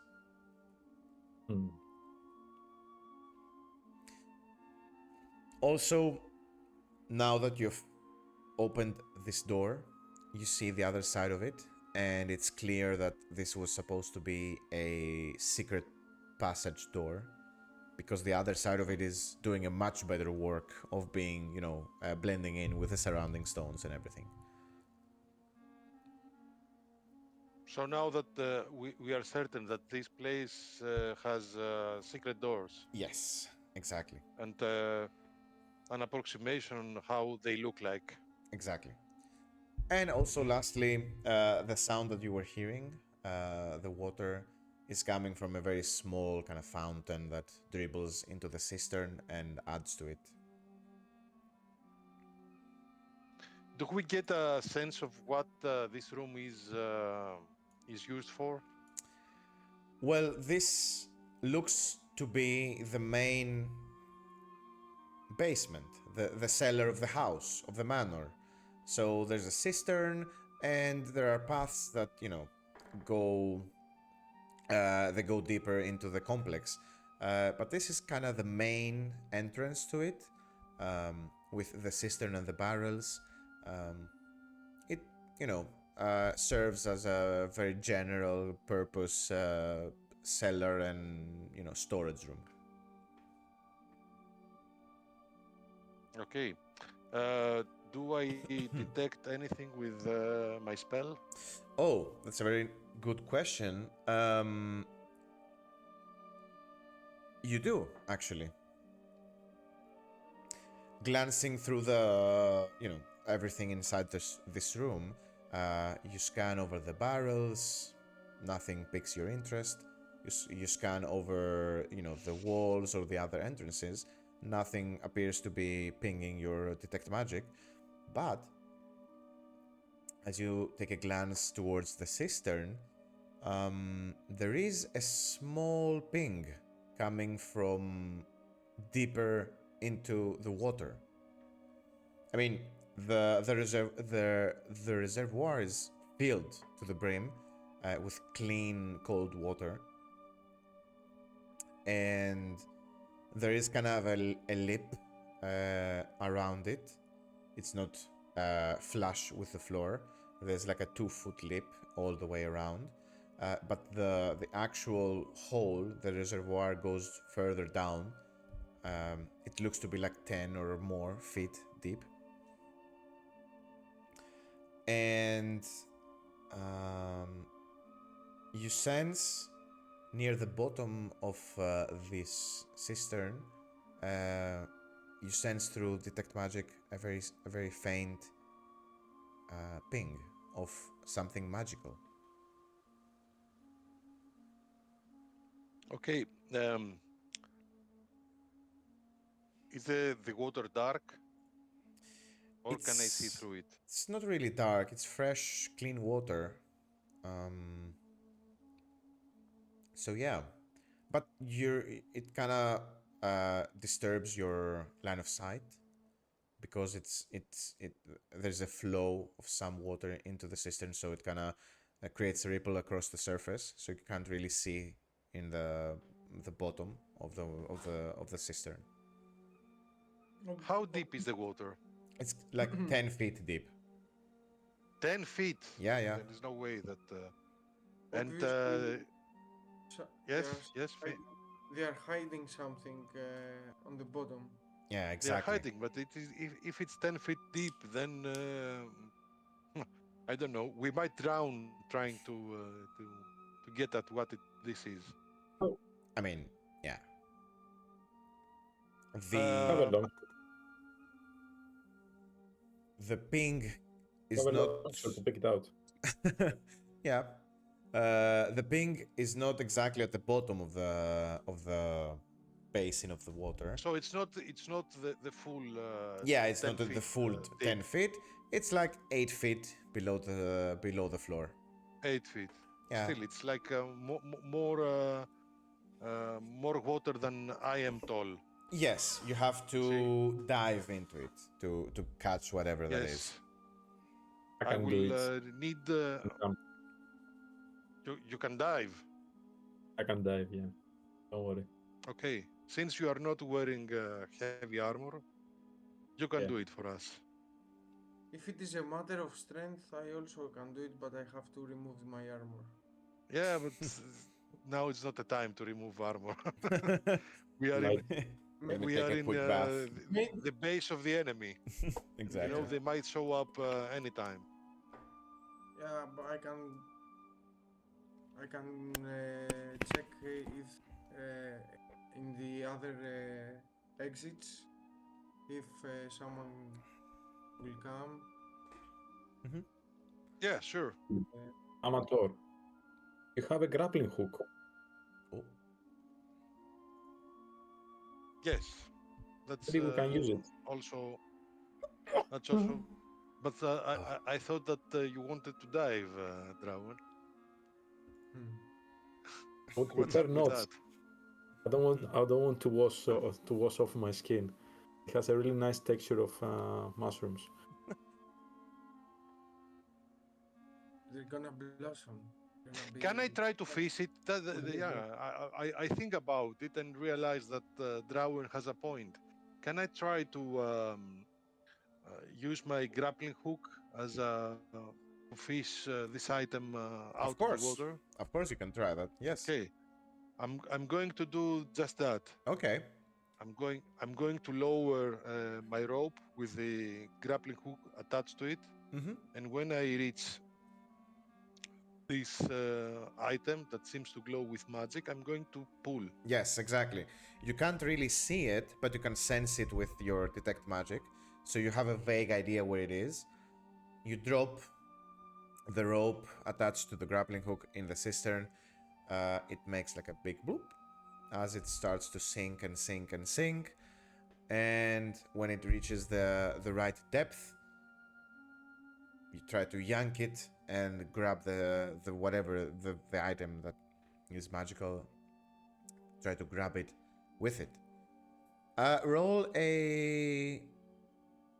I'm gonna say a dexterity check. Why am I rolling? Just a dexterity to Not see. I mean, no, it's a check. It's not a save. Fumble. Yeah, how quickly you can do that? I'm gonna say. How quick? Oh, whoa. I'm gonna take the first one. You didn't have to roll 4 times. It's fine. Why? Yeah, I don't know why. I only pressed one time. I don't know why. It's fine. 23 is very nice. I'm gonna So say it's that. 8. Dexterity is 8. Oh, it's perception. Yeah. Sorry, I read that. That's an 8. Okay, that changes things. So it's an 8. Yeah, you try the first time. You don't seem to catch it in the right position. You bring the grappling hook up. You don't catch the whatever the item is. You try again and again and again. After 10 tries, you succeed though, and you sense you're at the end of your you're also starting to reach the end of your detect magic. You see the whatever aura it is you're trying to catch starting to flicker, but you do catch it and you start reeling it like a fish. And as the grappling hook breaches the water, you raise it up and you see that you have caught a small leather satchel, actually.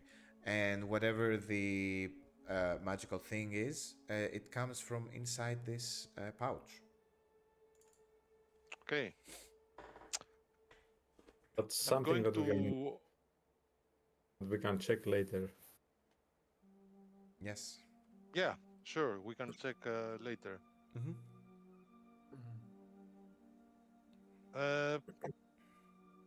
But I'm curious. I'm going to open the satchel. Of course. Who wouldn't be? I don't blame you for that. You mentioned also that detect magic is fading, so it's better to see what item. In case there are many items inside, to see which ones are the magical ones. Yes. Okay. So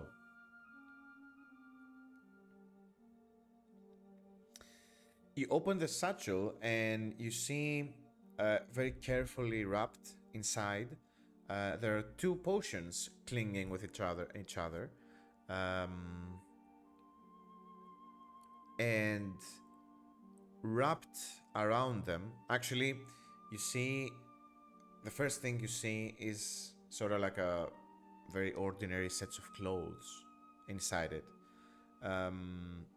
Fully dry. Somehow the satchel has been protecting the contents from the water. And as you bring the clothes out, you see that in the middle of the clothes, wrapped around it, are 2 potions and a pouch with some gold in it. How much? Roughly 50 gold pieces, let's say, as you're counting it. I'm not going to... Okay, we will examine the potions later. I'm gonna say one, you can understand immediately what it is. It is a potion of healing. The other one, though, you're not really sure what it is. You've never seen it before. How does it look like? Well, let me tell you. It's sort of like a rounded vial, stopped with a cork, and the liquid inside is. It looks like water. It's like a very transparent liquid. Okay, it's vodka. Might be. Emergency vodka. Let's check later. Mhm. Okay. And I'm gonna say that your detect magic is kind of, halfway It's over. point. No, it's not over. You have like 2 or 3 minutes left.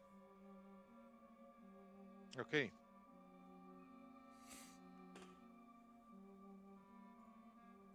Okay. 2 or 3 minutes Um, is like 20 or 30 rounds. Yeah, that That's it not is. bad, yeah. Right. We need to decide which door we will choose to continue. So there is one door right here. Oh, you cannot see the We'll pinks. go, One here, we'll go to the door above the cistern. one here, and one here. Okay.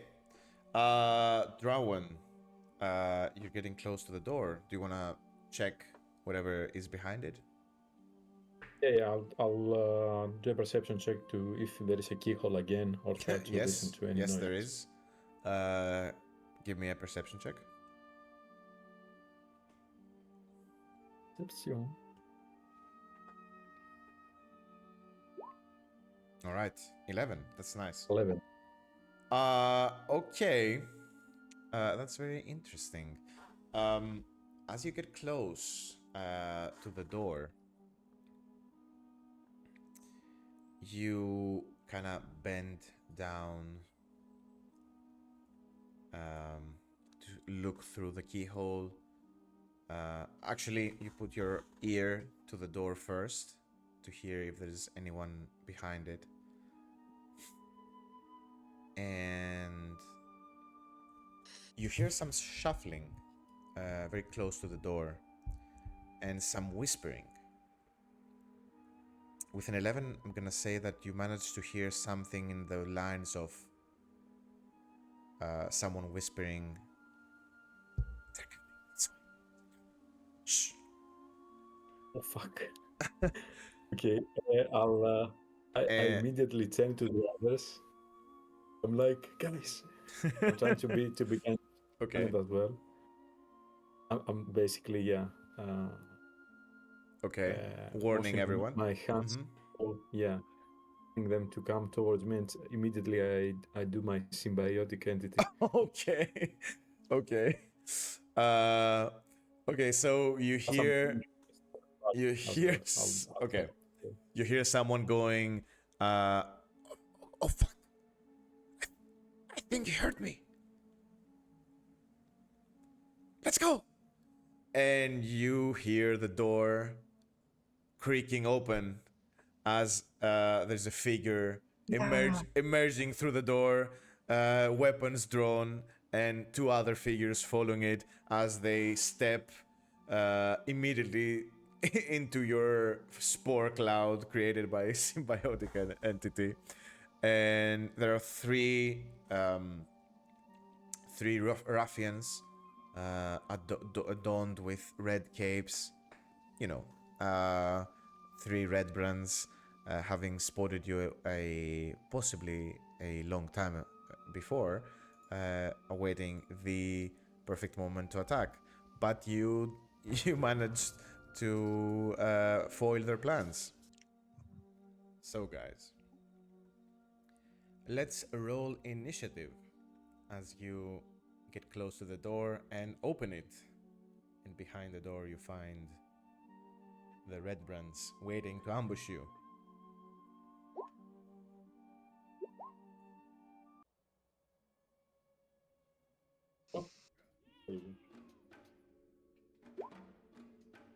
Nice. Oh yeah. I feel myself again. There we go.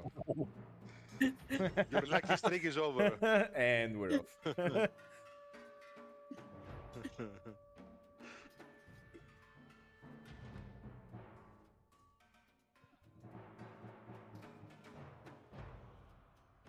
Surprisingly, or maybe not, you're the first one to act, Drawen. As you open the door. I'm like, okay. As you scream at them, you look behind. You look at the Redbrand right in front of you. Him kind of trying to guard himself from your breath and your scream. And behind him, you see two bunk beds laid on this storage room that has been converted into some kind of bunk room, guard room kind of deal on the one side. And the other side is full of crates and barrels, like the ones that are in the room that you're now in. And you see three Redbrands kind of standing up, in the process of getting ready and grabbing their weapons. You're first to go. What are you doing, man? I'm just rushing to the closest one to me, Yes. and I'll ask him down. Let's see.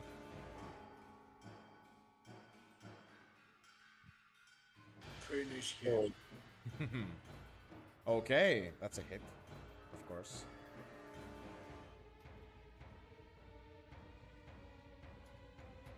alright, so I go first with my hand axe, and I'm hitting his shoulder. All right. First attack is 7 slashing. Give me a second to add the symbiotic entity damage. Alright, so it's 7 plus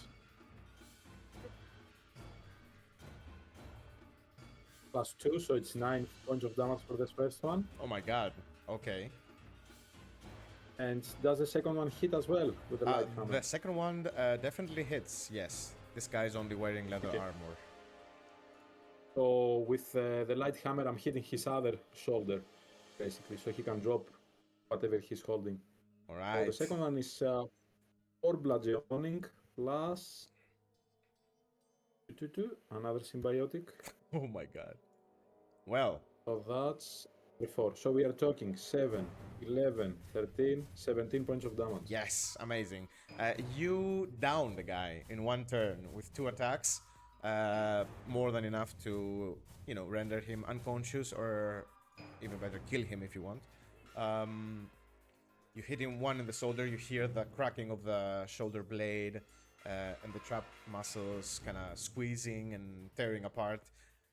He drops his one weapon, and then the second strike hits him. You feel the other shoulder kind of giving way as well. And with both shoulders now gone, he slumps over, and the spores he screams and inhales the spores as well. And he falls unconscious from the pain right in front of you. Easy peasy. Yeah. There is a point that as I'm hitting him in both shoulders, I lower him down to my own level. Oh, yeah. And I'm saying, won't see another day. And just let him. Oh my god.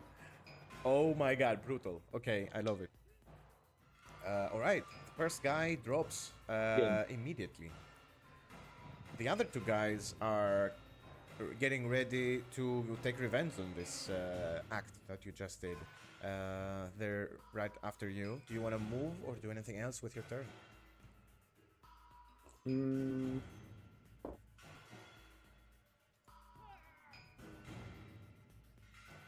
After me, it's Amator, and last one is Acheron. So what I'm gonna do, just to make it easier for Acheron as well, is I'm gonna move here. Yes. Like, probably it's difficult terrain, so I'm gonna spend 10 feet of movement to move over there. Okay. And that should be it. Amazing. Awesome. You create an opening for your allies, but now... oh my, this is the deceased gentleman. Let's remove him from the turn order. And then, from inside the room, you hear some clanging and shuffling as one more Redbrand kind of is getting ready to come outside and meet you. As he does, he crosses the threshold of the door, and he sees you kind of trying to hide, maybe behind the barrels and the crates, kind of trying to blend in.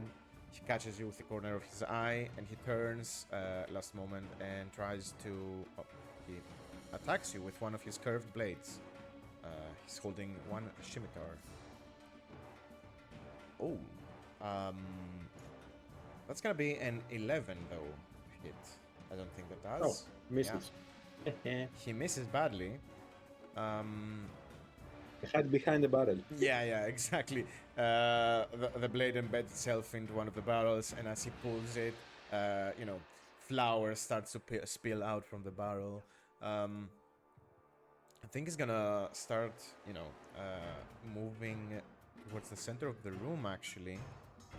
So that's gonna be 5, 10, 15, 20, 25, 30. He's gonna ignore you for the moment, run towards the center of the room. If you want, you can take an attack of opportunity.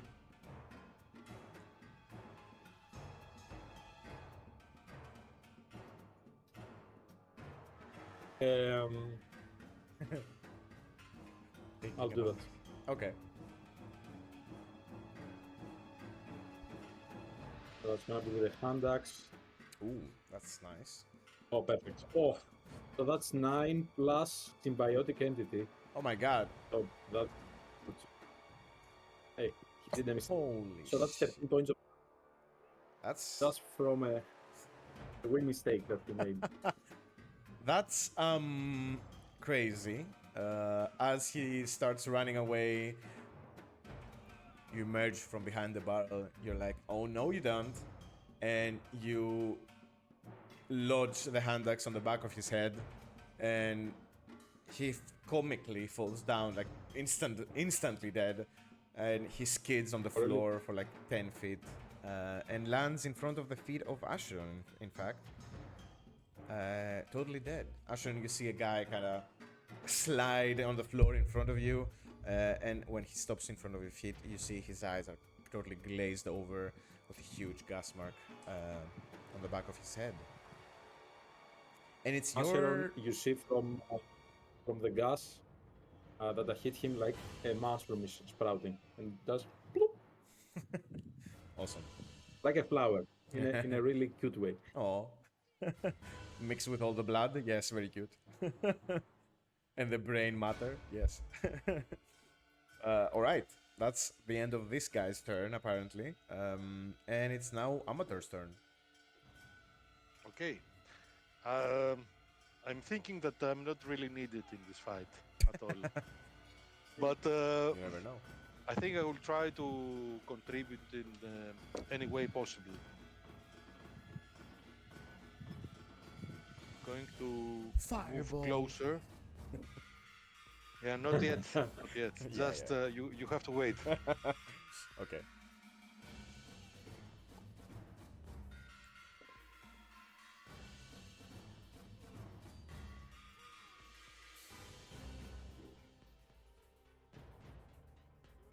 Can I see?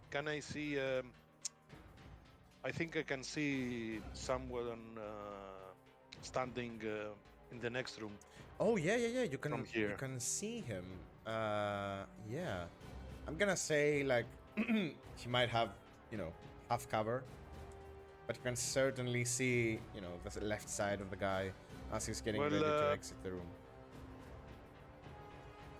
Luckily, Toll the Dead doesn't care about half cover. Yep. All right. Very smart. And that's gonna be. Oh, that's. Sorry, ignore that. He's not wounded. He is So not. it's only 1d8 Mhm. if he succeeds. That's 4 okay. unless he And succeeds. He does not. In fact. Okay, he takes 4 points of necrotic damage. All right. You hear from inside the room the bell tolling. You know that the attack, the spell was successful, the cantrip. and you hear a faint scream from inside. Is Nice. there anything else you want to do? I think I have spent all my movement. All right. 5, 10. I'm gonna say you started on the top of the stairs, so it's gonna be 5. Sorry, 10, 15, 20, 25. You have 5 feet more if you want to move, but it's up In to you. that case, I'm going to move out of the way so that Acheron can go inside and maybe finish him. Okay. All right. Yeah, that's fine. Well, in that case, Acheron, it's your turn now. Go get them. Yeah, I'm gonna reach him. Where is he? He's gonna, yeah, that's all the way. I think with 30 feet, that's where you can go. Hold on. 5, 10, 15, 20, 25, 30. Yeah, you can barely get inside the room. That's from where you started. I think that's 5, 10, 15, 20, 25, 30. This is as far as you can go. Okay, You so can- I will stay here and prepare my ready action. Yes. When he will approach, Nice. Yes. I'm gonna attack him. Amazing. All right. You enter the room ready to guard and block this guy's exit or final stand. Standing under. You can see that he can see that Acheron is wide open a bit. Oh yes. He doesn't afraid Yes. the attack. I imagine Undertaker kind of when he emerges from the coffin, like eyes wide open. Amazing. Yeah, I'm just looking at him as I'm entering the room.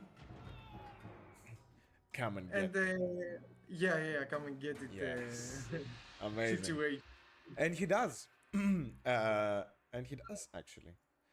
That's this guy's turn right now, and in a confused fury kind of flight or fight situation he's in right now, kind of dazed from the toll of the dead. He screams at you, pulls out his scimitar, and steps closer to attack you. But before he attacks you, your ready action triggers, and you get to attack him first.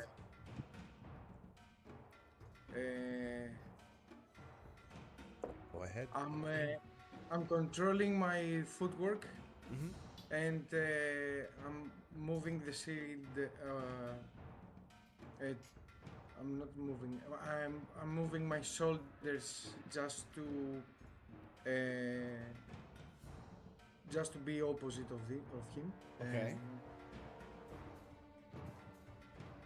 Like in a stylish way. All you can right. understand. Let's go. And I'm gonna cut his throat. Oh boy.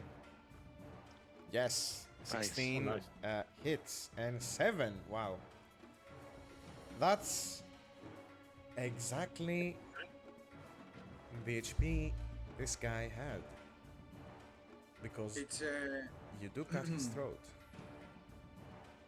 yeah, it's like I'm swashbuckling, like Yes, you anticipate his very, very obvious strike. Oh yeah, right hand, overhand strike with a scimitar. You anticipate it. You parry the scimitar to the side and turn your blade, and opposite slash to the left. You cut his throat. His scimitar falls to the ground. His left hand goes to the throat, trying to block the blood, but it's not enough. His bloody hands, he kind of looks at them for a moment as he tries to scream, but he cannot, and he falls down to your feet, deceased. Wow, very textbook Nice. fight Yeah, here. I'm whispering to him like, at least you didn't run away. Yes. Amator looks at Drawen and then he looks at Acheron and he says, that was quick. That was pretty quick. One round. These guys didn't stand a chance. I think you guys are getting better at this. Yeah, once you start. Okay. It's like you have done this 100 times or something. Sometimes it feels that way. Maybe, Come on, maybe you not. got that. We didn't express our background yet, so we will. No, but you About that in the do seem future. like somebody. You do look like somebody who has done this before, for sure. Maybe, maybe not, but it's obvious that I'm doing it for the right reason. Only Kellenvor knows. Only Kellenvor can Blessed judge me. be his name. All Why right. not? And at Let's that have a moment, look at the room. I'm synthing my sword, and I'm taking the body and I'm gonna throw it at the pool. Before you throw it, though, Oh, let's search the body. all right. So before dumping the bodies in the cistern, you start, looking them over a bit. You do in fact find some of them to hold pouches, gold, coin purses, or some kind. Let's see. Actually, all three of them carry them, and all three of them have some coinage in them.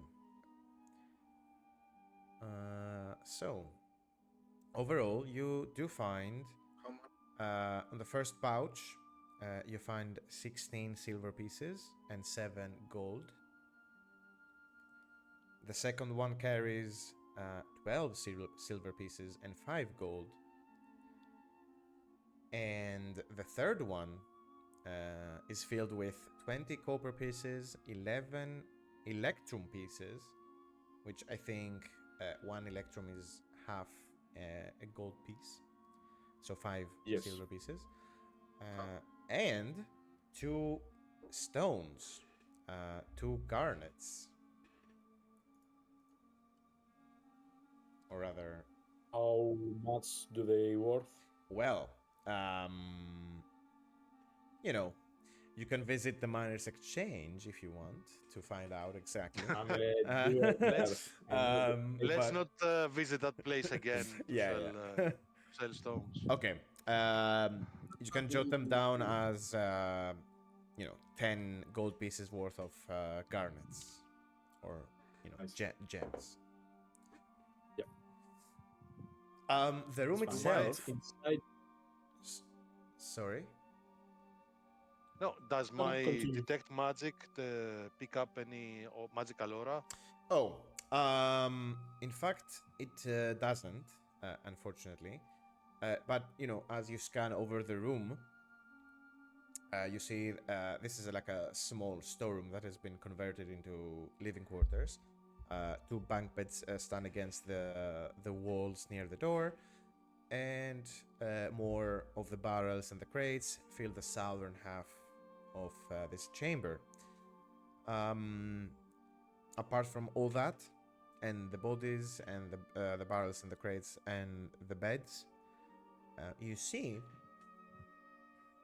hanging near the door, there's like a sort of coat hanger on the wall, and from it there are 3 scarlet cloaks that are hanging from the wall.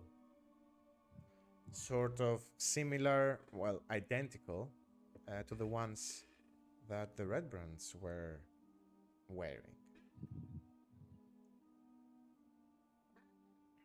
I'll pick them up. Acheron, would you like one? Yeah, I'm gonna store it just to if there is a situation that we can blend in Yeah. among the Redbrands. Maybe I will use it. All right. Amateur, do you Even want? I'm already wearing. You see, I'm already wearing a red cloak, Mm-hmm. so But maybe I you don't don't need want one. to But I think get it's your a good good. one. No, I think it's a good idea that you guys wear them, since maybe you know what the worst they will buy us a couple of seconds. Yeah. Yeah. That's smart. But keep it to the side for now. Okay. Okay, Drawen, yeah. as the others are searching the small room, I'm going to move here and examine this door. Yes. As Drawen is eyeing up his new cloak, you see Drawen, you would have to do some modifications to it to fit your peculiar, body size. Mhm. Or if you want to put the cloak on and let it drag behind your feet, that's fine as well. And as I'll just leave you it in the backpack. okay, as you hide it away, um, Amator, you climb up the stairs of this cellar room, and you approach the door. Do you wanna open it? Do you examine it first? What's up? What's the deal? Does it have a keyhole? Yes, in fact, it does. Okay, I kneel and I peek through the keyhole. All right, all right. You see, though very very dark behind the door, you can catch glimpses, of some things. It's a very bland corridor. Actually, you see a set of stairs kind of descending towards you. As you see them, you see stairs going up. And you feel a bit of a draft coming, under the door and through the keyhole as you peer through it. Okay, no guard in sight, right? Uh, No Redbrands. yeah, you don't see anything. Um, uh, I guess on the stairs there is no one, actively guarding this entrance. Okay. I put my ear on the door and try to listen for Redbrands talking Mm-hmm. or guards patrolling or something like that. Okay. Do roll me a perception check, if you would be so kind. Meanwhile, is there anything? Acheron and Drawen. Do you wanna do anything? All right, that's I'm checking. This door is the door that we came in. no. You came in from this door. Oh, sorry. Let me ping it. The one on the The one on southwest. the south. Yes. So you can Okay, I'm do. checking this. All right. Roll a perception as well. If you wanna, examine the door before opening it. Can I somehow assist Acheron? Yes. If you both search for things or traps or anything, Acheron, you can roll with advantage. Back to Amator. Amator, you put your ear against the door. Oh. I rolled an 11. You rolled an 11, yes. You put your ear against the door, you only get, deep silence. There's nothing exciting going on behind the door. Only occasionally, again, a small draft of air coming through. You have the sense, you have the idea that this might be the main entrance into the basement because, as you remember, you came in through a side hidden entrance through a carved tunnel on the hill itself. This might be the door that leads to the manor itself. Okay. I open it just to make sure. Okay. All right. You open the door. the draft becomes, more noticeable. You feel the fresh air coming in into this basement. And you also catch glimpses of some, natural light at the top of the stairs.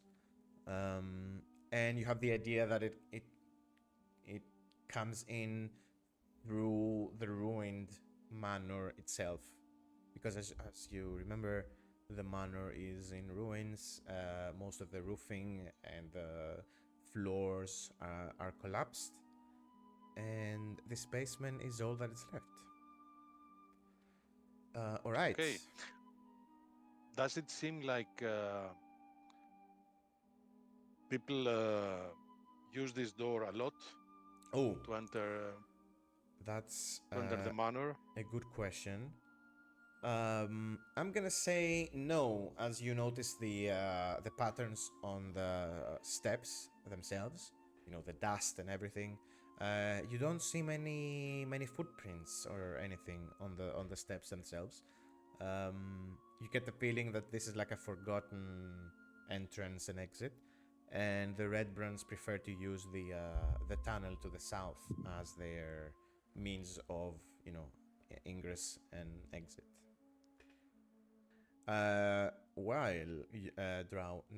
While Amator has been examining the top door, Amator, you join the others, and you see Acheron and Drawen examining another door to the north. So back to Acheron with a 6 on perception. 6 and the 5. Doing a Yeah. very Okay. You see them kind of looking at the door and mumbling among themselves. Yep, this is definitely, this is a door, all right. diligent work. Yes, Very yes. diligently This is definitely a opening the door. door. Definitely. But apart from that, I mean, you can see it's an unlocked door.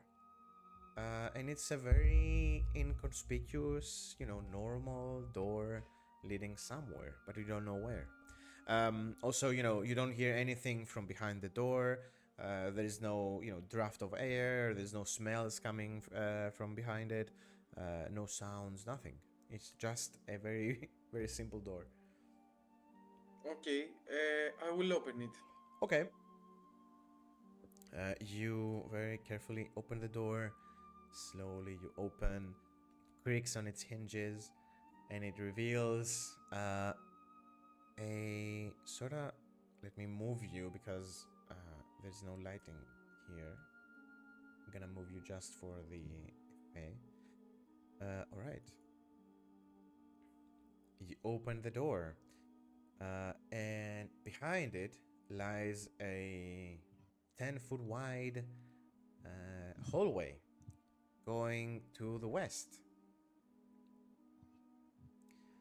Okay. And I'm gonna move you guys as well because I don't think you can pass it for some reason. I'm gonna move you here. I think I can see In the darkness. the end of the hallway, right? Yes. Yeah. You enter this hallway and it's full of thick dust, covers the flagstones of this very silent and somber hallway. The walls of which are decorated with fake columns every 10 feet or so. And at the end of it, on the west side, there is a double door standing guard that is sheathed in a copper plate, now green with age. You know, the once shiny, bronzy copper has now turned green with patina. And there is a relief carving on the door that you can see very clearly, even from the other side of the hallway. And it depicts an angel with its wings kind of falling down, not outstretched, but kind of withered down, and the depiction on the face of the angel is very mournful, almost ready to weep or cry.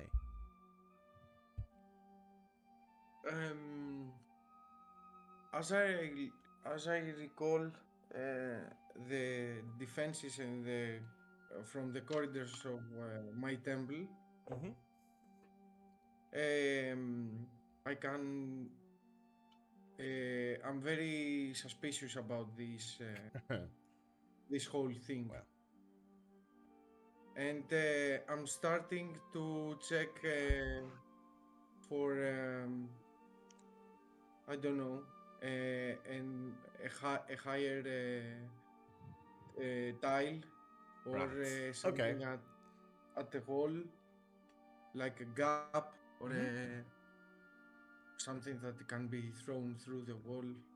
Oh, that's very, Am I very right? Check. smart. Anything who wants to I'll check the join? walls. Mm-hmm. Yeah, I'll check the walls with Acheron. Whatever is made out of stone, I'll check it as well. All right. Just to You guys can What are go look at ahead. it. these round protrusions?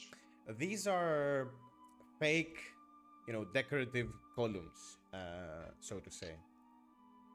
It's as if there have some structural, purpose to the hallway, but they're just, decorative inclusions to the hallway.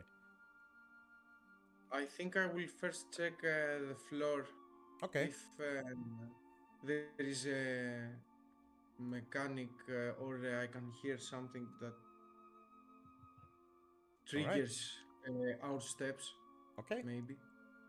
I think I'm going to help by casting the light cantrip That's very nice. You on will help. where you help me. Exactly. on Acheron's sword Ooh. on Talon. I can see the way. Can I cast light on magical weapon or I think not? so. Yeah. There's no restriction to it. Can you? Why Yes, don't you one cast object guidance? Yeah. doesn't say that it needs to be not magical. Okay, Perception. You asked for perception, right? You can do Why perception don't you cast or. guidance? All right. Or You can do guidance as well. investigation. It's the same. Yeah. 0 to both. It's up to you. All right. 16. That's very nice, actually. So, Okay, uh, I'm gonna search this area, but really, really carefully. all right. You start looking to the floor for any imperfections, any, discrepancies to the tiles, to the flagstones, anything that's out of place, not belonging to where it should be. And what you said before, it reminds you of the defenses in your temple slash castle where you trained, where you grew up. And it reminds you of one of your trapped corridors, um, where you had a mechanism with um, trigger in the tiles themselves, and you start looking for gaps in the tiles. And in fact, as you walk a bit to the west, as you're getting closer to the copper door, and examining every tile very carefully, you come, I guess, this far in the corridor, and you stop because right in front of your feet, you see that there is a gap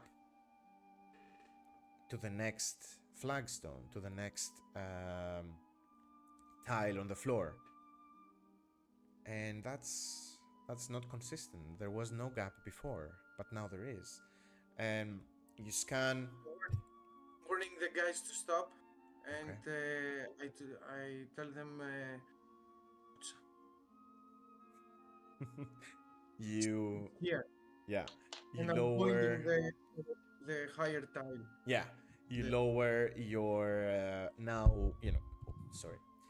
You lower your now bright weapon, the gleaming talon in your hand, and you bring it down to the floor. And you see that there is, in fact, you create a shadow between the stones in front of you, and you see that the stones in a 10 by 10 foot area in front of you are outlined and are separated from the rest of the floor.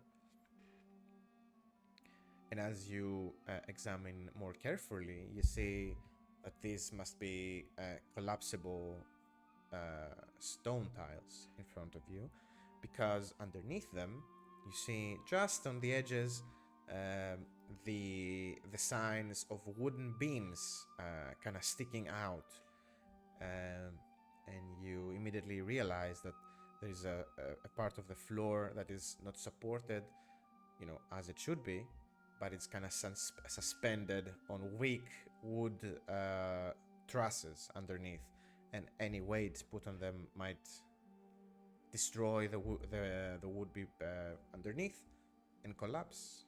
Who knows where? So very nice. okay. I'm communicating this info with the guys, and You found a trap. Yeah.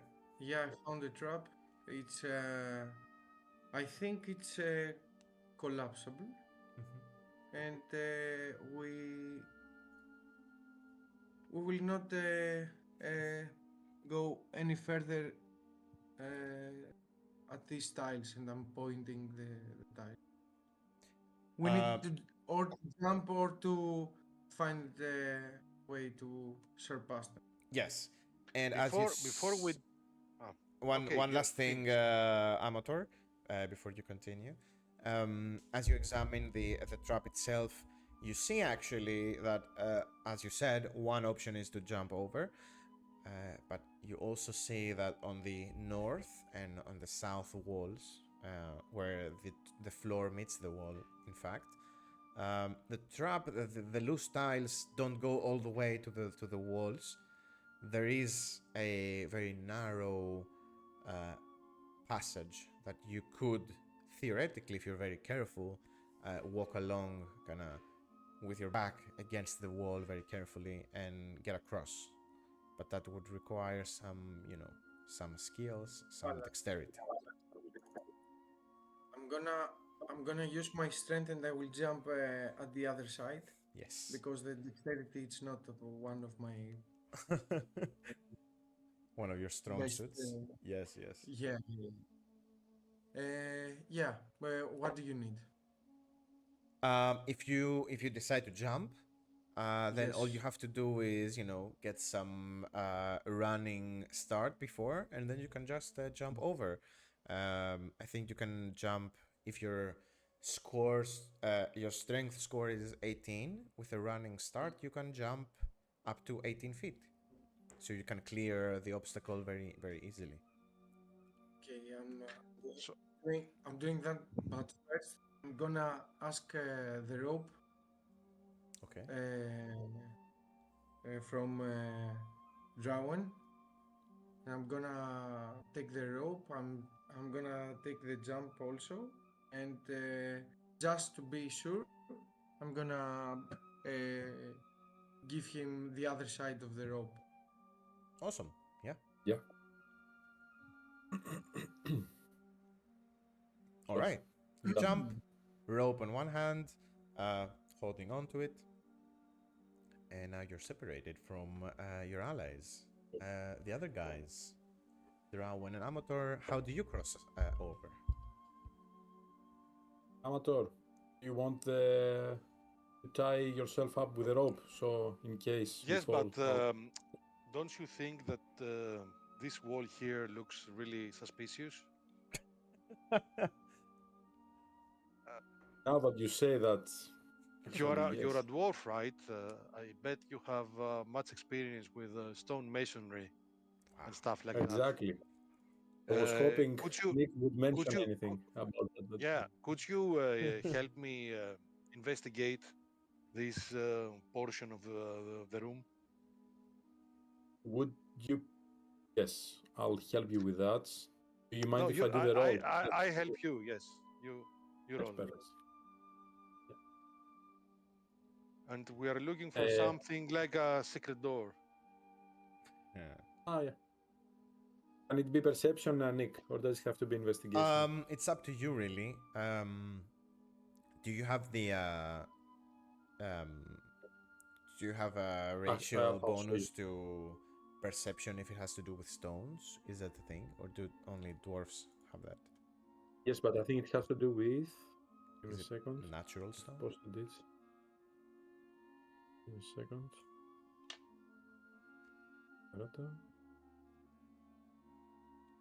Oh, There you stone go. cunning. Yes, of course. It's for a history check. Oh, it's a history. What? To the origin of stonework. I'm gonna say, come on, really? Only for history? I mean, it's a bit, yeah. Since Bit, I am helping him, yes, he rolls with advantage anyway. Anyway, yes, you roll with advantage anyway. So you can. It can be up to you, either perception or investigation. 22. Ooh, that's 22. Very nice. Okay. So you start, touching the stones, examining, trying to look for gaps between the tiles and the flagstones. But apart from Especially the fake columns. right, Like yes. checking if there is a lever or something. Oh, that's a good call. Yes. The only thing you find about the columns is that they're fake, and that bothers you a lot because they're not practical at all. It's just a I decoration. spit on them. Okay. So these are some useless columns in this hallway, and you start scanning the walls themselves. But unfortunately, you're pretty sure. You know stones very much. You've grown in in the underworld your whole life. So there's nothing there of note, of importance. Just a plain old corridor. Nice. Right. So in that case, I'll say Amateur, nothing. There is nothing here. Take this rope, tie yourself up. I'm jumping to the other sides, and I can help you with Acheron's help as well, in case something happens. But All right. you have to admit it was worth a try. Oh, certainly, It yeah. looked really suspicious. Anyway, I'm going Right. to indeed tie myself with the rope and then wait for Drawen to jump across. All right. Right. So until you tie yourself up, you feel the rope getting tightened as you see Drawen just being on the other side now. All right. So you feel the tug of the rope, Amator, and now I'm guessing Drawen, you can also jump the gap. Yes, of course. And now, Amator, you're standing alone on the other side. You see Drawen and Acheron waiting on you, and you're tied up. You feel secure enough. Yes, with my strength, I can only clear, even with a running start, I can only clear 8 feet. Oh my! So that's not enough. Do I need to roll an athletics or something? No, that's jump? if you're pretty sure that even with a running start, with giving it all you have, the strength on in your legs, it's not gonna be enough. You didn't do much cardio, in the Temple of Lathander when you were young, so the cardio and stamina is not a problem. The problem is probably leg muscles. I guess I don't have enough to jump across. So the only option for me then is to use the ledge and stay like very close to the wall Keep your balance. Just Yes. yeah, keep my balance. Okay, what do you want me to roll? I would very much like for you to roll a dexterity check. And Dexterity check. let's see. It's gonna be an acrobatics check specifically. Acrobatics. Do I have advantage? I'm gonna say you do not have advantage. But But there is a chance that we are gonna catch you. yes, Okay. yes. If something goes wrong, then oh well, nothing might. There's nothing gonna be wrong after all. So very carefully. Nobody gets to be a hero today. Yeah. There's no You are need your own for hero. heroics. Everyone did their job. It's fine. So you take a big breath. You exhale. You relax your muscles a bit. You put your first step towards the ledge. You actually feel the stones under your feet, kind of not giving away, but you feel them moving a little bit, which is very weird. And as you start, getting close to the wall, you shimmy. You feel the sweat on your brow, the tension. You see Drawen, though, holding you very firmly and tight with the rope as you're getting closer and closer. And after a couple of moments, you're past the trap. And it didn't trigger. Very nice. And you feel relaxed once again. Can I examine this copper plate Oh, that is that doubles also as the door to the next chamber? of course. Can I examine it with first with detect magic? All right. You do have that as well. I'm gonna say, as it's been a long time, you can examine the door, but then your spell is going to fade. I think we're getting close to the 10-minute mark of it. So you stand now before the door. You can, examine it in all its glory. This must have been once when it was first made, a very beautiful art piece covering the door itself. The whole, two-sided double doors are covered with this one piece of copper, and it's been very, very masterfully carved. Actually, not carved, but reliefed, carved on it. This angel, which is not a specific angel. There's no, description on it, or there's nothing to distinguish it as a specific angel. It might be just a representation of one. But the expression it's trying to convey is unmistakable. The angel is kind of slapped down, the wings kind of folded and kind of to the ground, and the expression of the angel itself is very sad, it's very mournful, as kind of a weep or a cry. Um, Considering that I am a cleric, Mm-hmm.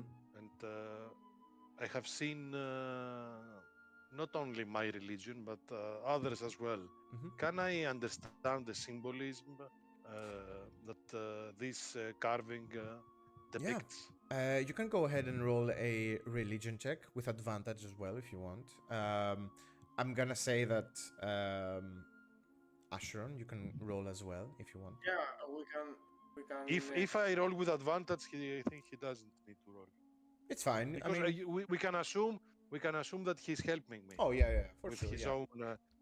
He's a paladin. He's also a religious kind of holy warrior, and he also knows about these things. You've been taught as well of other religions, Acheron, so that you can eliminate them. No, I'm kidding. I'm kidding. And I roll a 16. That's amazing. That's So, awesome. You guys brainstorm for a moment, and it's a very common depiction of a mournful weeping angel. Um, Very common in cemeteries, in mausoleums, in places of dead, of the dead. Sounds like your domain, Acheron. I think they were waiting for someone to check the this wall with the angel and to not give attention to the trap. This is it. Yes. And meet their Yes, death. but the question is, what is behind this door? What Do do you you think? guys want to open the door and see, and maybe leave the end the session there, as a as Nick, a. Mhm. could I just touch the head of the angel? Oh, Start. What? I mean, it's kind of way far way further up for you to touch it. But yeah, you could, Touch. if you touch it, yeah, you can touch. Yeah, you can certainly do that. What can I touch from my reach? Oh, let's see. I think you can reach up to the if you go to the tippy tops of your feet and extend your arm as far as it goes. You can reach the chest. I'm gonna say.